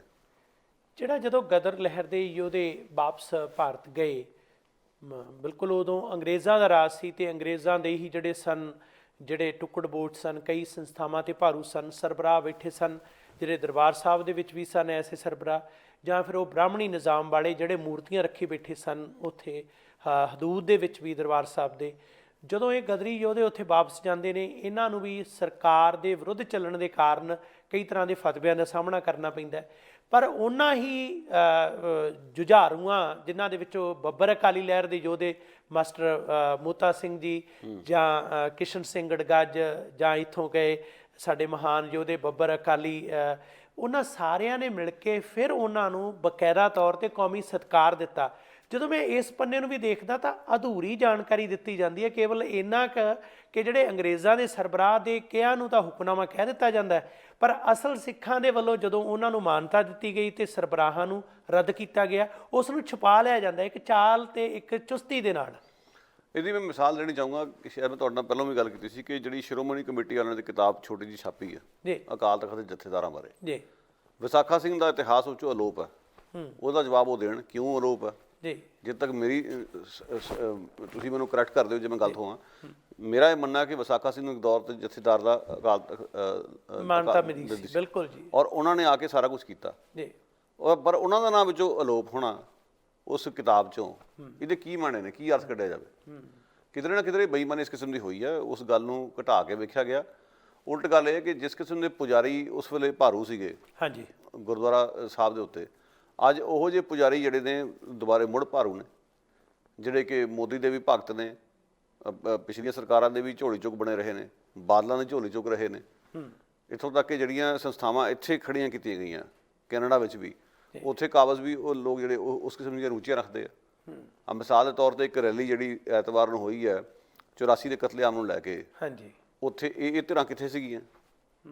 ਕੋਈ ਗਦਰ ਪਾਰਟੀ ਦੀ ਪੂੰਛ ਲਾਈ ਫਿਰਦਾ, ਕੋਈ ਗਦਰ ਪਾਰਟੀ ਦੇ ਨਾਂ 'ਤੇ ਮੇਲੇ ਕਰਾਉਂਦਾ, ਕੋਈ ਕਹਿੰਦਾ ਜੀ ਗਦਰੀਆਂ ਦੇ ਅਸੀਂ ਵਾਰਸ ਹਾਂ ਕਿਉਂਕਿ ਅਸੀਂ ਉਸ ਗੁਰੂ ਘਰ ਨੂੰ ਚਲਾ ਰਹੇ ਜਿੱਥੇ ਕਿਸੇ ਵੇਲੇ ਜਿਹਨੂੰ ਗਦਰੀਆਂ ਨੇ ਕਾਇਮ ਕੀਤਾ ਸੀਗਾ, ਕੋਈ ਕਹਿੰਦਾ ਜੀ ਮੇਰਾ ਬਾਬਾ, ਕੋਈ ਕਹਿੰਦਾ ਮੇਰਾ ਦਾਦਾ ਕਾਮਾਗਾਟਾ ਮਾਰੂ ਜਹਾਜ਼ 'ਤੇ ਸਵਾਰ ਸੀਗਾ। ਕਿੱਥੇ ਸੀ ਤੁਸੀਂ ਫਿਰ ਜਦੋਂ ਐਡਾ ਵੱਡਾ ਅਨਿਆਂ ਹੋਇਆ, ਉਸ ਦੀ ਵਰ੍ਹੇਗੰਢ ਅਸੀਂ ਮਨਾ ਰਹੇ ਹਾਂ, ਤੇ ਤੁਹਾਡੀ ਗੈਰ ਹਾਜ਼ਰੀ ਕਿਉਂ ਹੈ ਜੇ ਤੁਸੀਂ ਐਡੇ ਸੈਕੂਲਰਵਾਦੀ ਹੋ? ਜੀ, ਸੋ ਤਾਂ ਕਰਕੇ ਇਹ ਗੱਲਾਂ ਜਦੋਂ ਆਪਾਂ ਵੇਖਦੇ ਹਾਂ ਉਦੋਂ ਪਰੇਸ਼ਾਨੀ ਬਹੁਤ ਹੁੰਦੀ ਹੈ।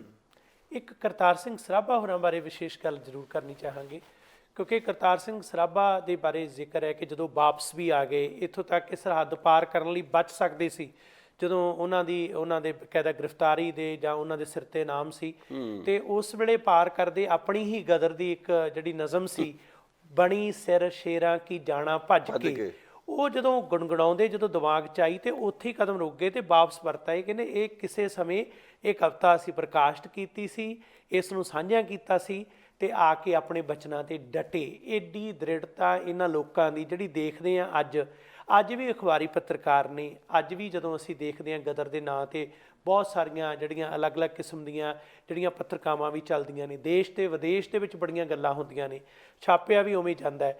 ਪਰ ਅਕਸਰ ਜਦੋਂ ਅਸੀਂ ਇਹਨਾਂ ਯੋਧਿਆਂ ਨੂੰ ਦੇਖਦੇ ਹਾਂ ਕਿ ਇਹ ਸ਼ਹੀਦ ਪੱਤਰਕਾਰ ਕਰਤਾਰ ਸਿੰਘ ਸਰਾਭਾ, ਸ਼ਹੀਦ ਪੱਤਰਕਾਰ ਬਾਬੂ ਹਰਨਾਮ ਸਿੰਘ ਕਾਰੀਸਾਰੀ, ਇਹ ਸਾਡੇ ਰੋਲ ਮਾਡਲ ਜਿਹੜੇ ਨੇ ਅੱਜ ਸਾਨੂੰ ਕੀ ਪ੍ਰੇਰਨਾ ਦਿੰਦੇ ਨੇ? ਪ੍ਰੇਰਨਾ ਇਹੀ ਦਿੰਦੇ ਕਿ ਤੁਸੀਂ ਜਿਹੜਾ ਲੋਕਾਂ ਲਈ ਪੱਤਰਕਾਰੀ ਕਰੋ, ਨਾ ਕਿ ਜੋਕਾਂ ਲਈ। ਜੇ ਪੱਤਰਕਾਰ ਬਣਨਾ ਹੀ ਹੈ ਤਾਂ ਲੋਕਾਂ ਦੇ ਪੱਤਰਕਾਰ ਬਣੋ। ਅੱਜ ਜੋਕਾਂ ਦੇ ਜਿਹੜੇ ਪੱਤਰਕਾਰ ਨੇ ਉਹਨਾਂ ਦੀ ਭਰਮਾਰ ਆ। ਗੋਦੀ ਮੀਡੀਆ ਇਸ ਵੇਲੇ ਬਹੁਤ ਲਾਚੜਿਆ ਹੋਇਆ, ਸੋ ਉਹਨਾਂ ਲੋਕਾਂ ਨੂੰ ਸ਼ਰਮ ਆਉਣੀ ਚਾਹੀਦੀ ਹੈ।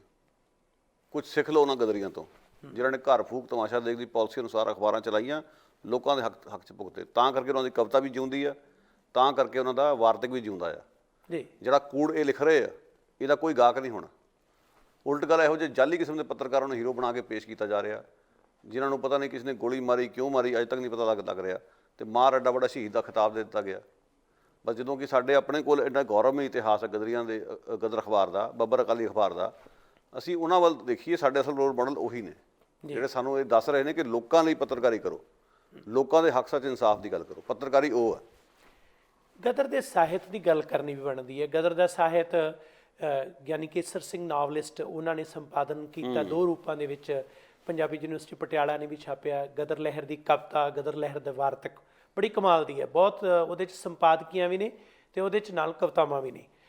ਕਈ ਵਾਰ ਸਾਹਿਤਕ ਸਭਾਵਾਂ ਦੇ ਇਕੱਠਾਂ ਦੇ ਵਿੱਚ ਆਮ ਚਰਚਾ ਛਿੜੀ ਜਾਂਦੀ ਹੈ, ਜਿਹੜੇ ਕਿ ਅੱਜ ਕੱਲ੍ਹ ਦੇ ਸਥਾਪਤ ਲੇਖਕ ਨੇ ਜਾਂ ਜਿਹੜੇ ਕਾਵ ਖੇਤਰ ਦੇ ਆਪਣੇ ਆਪ ਨੂੰ ਮਾਹਰ ਸਮਝਦੇ ਨੇ, ਉਹਨਾਂ ਨੇ ਕਈ ਤਰ੍ਹਾਂ ਦੀਆਂ ਲੀਲਾਵਾਂ ਰਚਾ ਕੇ ਕਈ ਤਰ੍ਹਾਂ ਦੇ ਆਪਣੇ ਆਧਾਰ ਵੀ ਬਣਾਏ ਨੇ। ਪਰ ਉਹਨਾਂ ਦੇ ਵਿੱਚੋਂ ਕਈ ਇਸ ਤਰ੍ਹਾਂ ਦੇ ਹਵਾਲੇ ਦਿੰਦੇ ਨੇ ਕਿ ਦੇਖੋ ਜੀ, ਗਦਰ ਲਹਿਰ ਦੀ ਕਵਿਤਾ ਦੀ ਸ਼ਬਦਾਵਲੀ ਜਿਹੜੀ ਹੈ ਉਹ ਢੁਕਵੀਂ ਨਹੀਂ ਹੈ, ਉਹਦੇ 'ਚ ਸਿੱਧੇ ਨਿਸ਼ੰਗ ਇਸ ਤਰ੍ਹਾਂ ਦੇ ਸ਼ਬਦ ਵਰਤੇ ਜਾਂਦੇ ਨੇ ਜਿਹੜੇ ਕਿ ਕਾਵ ਰੂਪ ਨੂੰ ਪ੍ਰਭਾਵਿਤ ਨਹੀਂ ਕਰਦੇ। ਜਾਂ ਉਹਨਾਂ ਦਾ ਇਹ ਵੀ ਕਹਿਣਾ ਕਿ ਇਸ ਤਰ੍ਹਾਂ ਕਵਿਤਾ ਨਹੀਂ ਹੁੰਦੀ, ਅਸਲ ਦੇ ਵਿੱਚ ਕਵਿਤਾ ਜਿਹੜੀ ਹੈ ਉਹਦੇ 'ਚ ਸੋਹਜ ਹੋਣਾ ਚਾਹੀਦਾ, ਸੌਂਦਰਿਆ ਹੋਣਾ ਚਾਹੀਦਾ, ਇਹ ਸਤਿਅਮ ਸਿਵਮ ਸੁੰਦਰਮ, ਇਸ ਤਰ੍ਹਾਂ ਦੇ ਕਈ ਕੋਟੇਸ਼ਨ ਦਿੰਦੇ ਨੇ। ਪਰ ਲੋਕਾਂ ਨੂੰ ਮੈਂ ਹੈਰਾਨ ਆ ਕਿ ਗਦਰ ਦੀ ਕਵਿਤਾ ਤਾਂ ਅੱਜ ਵੀ ਯਾਦ ਹੈ। ਬਹੁਤ ਸਾਰੀਆਂ ਕਵਿਤਾਵਾਂ, ਜਿਵੇਂ ਬੜੀ ਪ੍ਰਚਲਿਤ ਕਵਿਤਾ ਇੱਕ ਹੈ, ਉਹ ਹੈ ਬਾਹਰ ਮਿਲਣ ਧੱਕੇ ਘਰੇ ਮਿਲੇ ਢੋਈ ਨਾ, ਸਾਡਾ ਪਰਦੇਸੀਆਂ ਦਾ ਦੇਸ ਕੋਈ ਨਾ, ਜਾਂ ਹਿੰਦਵਾਸੀਓ ਰੱਖਣਾ ਯਾਦ ਸਾਨੂੰ, ਜਾਂ ਸ਼ਹੀਦੋਂ ਕੀ ਚਿਤਾਓਂ ਪਰ, ਬਹੁਤ ਕੁਛ ਇਸ ਤਰ੍ਹਾਂ। ਪਰ ਉਹ ਅੱਜ ਦੇ ਜਿਹੜੇ ਇਹੋ ਜਿਹੇ ਕਵੀ ਨੇ ਉਹਨਾਂ ਨੂੰ ਆਪਣੀ ਕਵਿਤਾ ਖੁਦ ਨੂੰ ਵੀ ਯਾਦ ਨਹੀਂ ਹੁੰਦੀ। ਪਹਿਲੀ ਗੱਲ ਹੈ ਕਿ ਜਿਹੜੇ ਅੱਜ ਦੇ ਕਵੀ ਨੇ ਉਹਨਾਂ ਦਾ ਮੁਕਾਬਲਾ ਹੀ ਕੀ ਆ? ਕੀ ਇਹ ਤਾਂ ਲੀਪਾ ਪੂਚੀ ਵਾਲੇ ਕਵੀ ਨੇ, ਤੇ ਇਹਨਾਂ ਤੋਂ ਇਹੀ ਆਸ ਕੀਤੀ ਜਾ ਸਕਦੀ ਹੈ। ਇੱਤਰ ਫਲੇਲੇ ਵਾਲੇ ਲੇਖਕ ਨੇ, ਇਹਨਾਂ ਕੋਲ ਕੋਈ ਕੰਮ ਦੀ ਗੱਲ ਤਾਂ ਹੈ ਨਹੀਂ ਕਰਨ ਦੀ, ਨਾ ਇਹ ਲੋਕਾਂ ਲਈ ਕਦੇ ਖੜੇ ਆ। ਜੋਕਾਂ ਨਾਲ ਖੜਨ ਵਾਲੇ ਇਹ ਲਿਖਾਰੀ ਨੇ, ਔਰ ਇਹਨਾਂ ਨੂੰ ਆਦਤ ਪੈ ਗਈ ਗਰਾਂਟਾਂ ਲੈ ਕੇ ਕਿਤਾਬਾਂ ਛਾਪਣ ਦੀ। ਉੱਦਾਂ ਗਦਰੀਆਂ ਦੀਆਂ ਕਿਤਾਬਾਂ ਛਾਪਣਗੇ ਤੇ ਗਦਰੀਆਂ ਦੀ ਕਵਿਤਾਵਾਂ ਨੂੰ ਖਿਲਾਫ ਜ਼ਹਿਰ ਉਗਲਣਗੇ। ਇਹਨਾਂ ਅਕਿਰਤਕਨ ਲੋਕਾਂ ਬਾਰੇ ਆਪਾਂ ਕੀ ਕਹਿ ਸਕਦੇ ਹਾਂ? ਇਹੀ ਕਹਿ ਸਕਦੇ ਹਾਂ ਕਿ ਤੁਹਾਨੂੰ ਤਾਂ ਕਿਸੇ ਨੇ ਪੁੱਛਣਾ ਨਹੀਂ, ਤੁਹਾਡੀਆਂ ਜਿਹੜੀ ਕਿਤਾਬਾਂ ਨੇ ਮਣਾ ਮੂੰਹੀ ਉਸ ਦਾ ਭਾਰ ਵਧਿਆ ਹੋਇਆ, ਉਹ ਪਤਾ ਨਹੀਂ ਸ਼ਾਇਦ ਤੁਹਾਡੇ ਜਾਣ ਤੋਂ ਬਾਅਦ ਵੀ ਇੱਦਾਂ ਹੀ ਰਹੂਗਾ। ਪਰ ਜਿਹੜੀ ਗਦਰ ਕਵਿਤਾ ਸਰਲ ਭਾਸ਼ਾ 'ਚ ਲਿਖੀ ਹੋਈ ਲੋਕਾਂ ਦੀ ਕਵਿਤਾ ਅੱਜ ਵੀ ਲੋਕਾਂ ਦੇ ਕੰਠ ਹੈ, ਕਿਉਂਕਿ ਉਹ ਲੋਕਾਂ ਦੀ ਗੱਲ ਉਹਨਾਂ ਨੇ ਕੀਤੀ ਹੈ। ਉਹਨਾਂ ਨੇ ਐਡੇ ਵੱਡੇ ਯੋਧਿਆਂ ਨੂੰ ਇਹੋ ਜਿਹੇ ਲੱਲੀ ਛਲੀ ਤੋਂ ਕੀ ਸਰਟੀਫਿਕੇਟ ਲੈਣੇ? ਸੋ ਇਹ ਆਪਣਾ ਜਿਹੜਾ ਭੁੱਸ ਪੂਰਾ ਕਰਦੇ ਕਰੀ ਚੱਲਣ। ਪਰ ਮੈਂ ਇਹ ਗੱਲ ਕਹੂੰਗਾ, ਜਿਹੜੀ ਗਿਆਨੀ ਕੇਸਰ ਸਿੰਘ ਦੀ ਕਿਤਾਬ ਆ, ਸਮੁੱਚਾ ਜਿਹੜਾ ਕਾਵ ਸੰਗ੍ਰਹਿ ਗਦਰੀਆਂ ਦਾ, ਉਹ ਮੈਂ ਜਦੋਂ ਪੜ੍ਹਿਆ ਤੇ ਮੈਂ ਹਰ ਇੱਕ ਨੂੰ ਕਹੂੰਗਾ ਜ਼ਰੂਰ ਪੜ੍ਹੇ। ਉਸਨੂੰ ਪੜ੍ਹਨ ਦਾ ਕਾਰਨ ਮੈਂ ਦੱਸਣਾ ਕਿਉਂ। ਇੱਕ ਤਾਂ ਉਹ ਗਦਰ ਪਾਰਟੀ ਦੇ ਇਤਿਹਾਸ ਨੂੰ ਸਮਝਣ ਲਈ ਇੱਕ ਮੌਲਿਕ ਦਸਤਾਵੇਜ਼ ਆ, ਉਹਦੇ 'ਚ ਸਾਰੇ ਸ਼ੇਡ ਨੇ। ਗਦਰ ਪਾਰਟੀ ਦੀ ਸਥਾਪਨਾ ਨੂੰ ਸਮਝਣਾ ਹੋਵੇ, ਗਦਰ ਕਵਿਤਾਵਾਂ ਤੁਹਾਨੂੰ ਸਹਾਈ ਹੋਣਗੀਆਂ। ਕਿੱਥੋਂ ਬੂਟਾ ਲੱਗਾ ਇਹਦਾ ਵੀ ਤੁਹਾਨੂੰ ਆਈਡੀਆ ਹੋ ਜਾਊਗਾ। ਉਸ ਵੇਲੇ ਹਾਲਾਤ ਕੀ ਚੱਲ ਰਹੇ ਸੀ, ਨਸਲਵਾਦ ਕਿਵੇਂ ਚੱਲ ਰਿਹਾ ਸੀ, ਉਹਦੇ ਸ਼ੇਡ ਵੀ ਤੁਹਾਨੂੰ ਉਹਨਾਂ ਕਵਿਤਾਵਾਂ 'ਚ ਮਿਲਣਗੇ। ਔਰ ਅਗਲਾ ਨਿਸ਼ਾਨਾ ਕੀ ਸੀ ਉਹਨਾਂ ਦਾ, ਔਰ ਡੰਕੇ ਦੀ ਚੋਟ ਤੇ ਕੀ ਕਹਿ ਰਹੇ ਸੀ, ਇਹਨੂੰ ਸਮਝਣ ਲਈ ਉਹ ਗਦਰ ਪਾਰਟੀ ਦੀਆਂ ਸਾਰੀਆਂ ਕਵਿਤਾਵਾਂ ਪੜ੍ਹ ਲਓ, ਤੁਹਾਨੂੰ ਇੱਕ ਬੁਨਿਆਦੀ ਤਸਵੀਰ ਤੁਹਾਡੇ ਸਾਹਮਣੇ ਹੋਵੇਗੀ। ਜਦੋਂ ਤੁਸੀਂ ਉਹਨਾਂ ਦੇ ਇਤਿਹਾਸ ਦੀ ਜਾਂ ਉਹਨੂੰ ਲਗਾਤਾਰਤਾ ਦੇ ਵਿੱਚ ਪੜ੍ਹਨ ਦੀ ਗੱਲ ਕੀਤੀ ਹੈ, ਤਾਂ ਮੈਂ ਤਕਰੀਬਨ ਆਪਣੇ ਰਿਸਰਚ ਪੇਪਰ ਦੇ ਵਿੱਚ ਵੀ ਉਸ ਸਮੇਂ ਤੋਂ 1913 ਤੋਂ ਲੈ ਕੇ ਲਗਾਤਾਰ ਜਿਹੜੇ ਗਦਰ ਦੇ ਅਖਬਾਰ ਛਪਦੇ ਰਹੇ, ਉਹਨਾਂ ਦੇ ਅਖਬਾਰਾਂ ਦੇ ਅੰਕ ਤੇ ਉਹਨਾਂ ਦੇ ਫਰੰਟ ਪੇਜ ਜਿਹੜੇ ਆ ਉਹ ਦੇਖੇ। ਕਾਫੀ ਨੇੜਿਓਂ ਇਹਨਾਂ ਕਿਤਾਬਾਂ ਦੇ ਵਿੱਚ ਹਵਾਲੇ ਨੇ, ਹੋਰ ਕਈ ਖੋਜਕਾਰ ਉਹਨਾਂ ਨੂੰ ਲਿਖ ਚੁੱਕੇ ਨੇ। ਪਰ ਜਿਹੜੀ ਇੱਕ ਦਿਲਚਸਪ ਗੱਲ ਹੈ ਉਹ ਅੱਜ ਆਪਾਂ ਸਾਂਝੀ ਕਰਨੀ ਚਾਹਾਂਗੇ ਕਿ ਇਸ ਦੇ ਵਿੱਚ ਵੀ ਕਿਸ ਤਰ੍ਹਾਂ ਤਬਦੀਲੀ ਆਉਂਦੀ ਰਹੀ ਹੈ।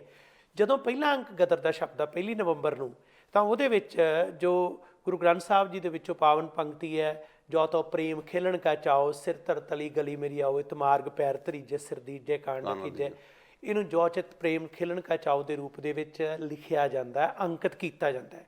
ਜਦੋਂ ਇਹ ਯੋਧੇ ਜਿਹੜੇ ਅਸਲ ਮੋਢੀ ਯੋਧੇ ਸਨ, ਇਸ ਦੇ ਪਾਰਟੀ ਦੀ ਇੱਥੇ ਗਵਾਹੀ ਦੇ ਰਹੇ ਸਨ। ਪਰ ਜਿਵੇਂ ਜਿਵੇਂ ਸਮਾਂ ਬਦਲਦਾ, ਇਹ ਯੋਧੇ ਭਾਰਤ ਦੇ ਵਿੱਚ ਜਾ ਕੇ ਸ਼ਹੀਦ ਹੋ ਜਾਂਦੇ ਨੇ। ਸੰਤੋਖ ਸਿੰਘ ਧਰਦਿਓ ਵਰਗੇ ਜਿਹੜੇ ਯੋਧੇ ਸਨ, ਜਾਂ ਉਹਨਾਂ ਦੇ ਅਗਵਾਈ ਕਰਨ ਵਾਲੇ ਜਿਹੜੇ ਹੌਲੀ ਹੌਲੀ ਬਦਲਦੇ ਜਾਂਦੇ ਨੇ।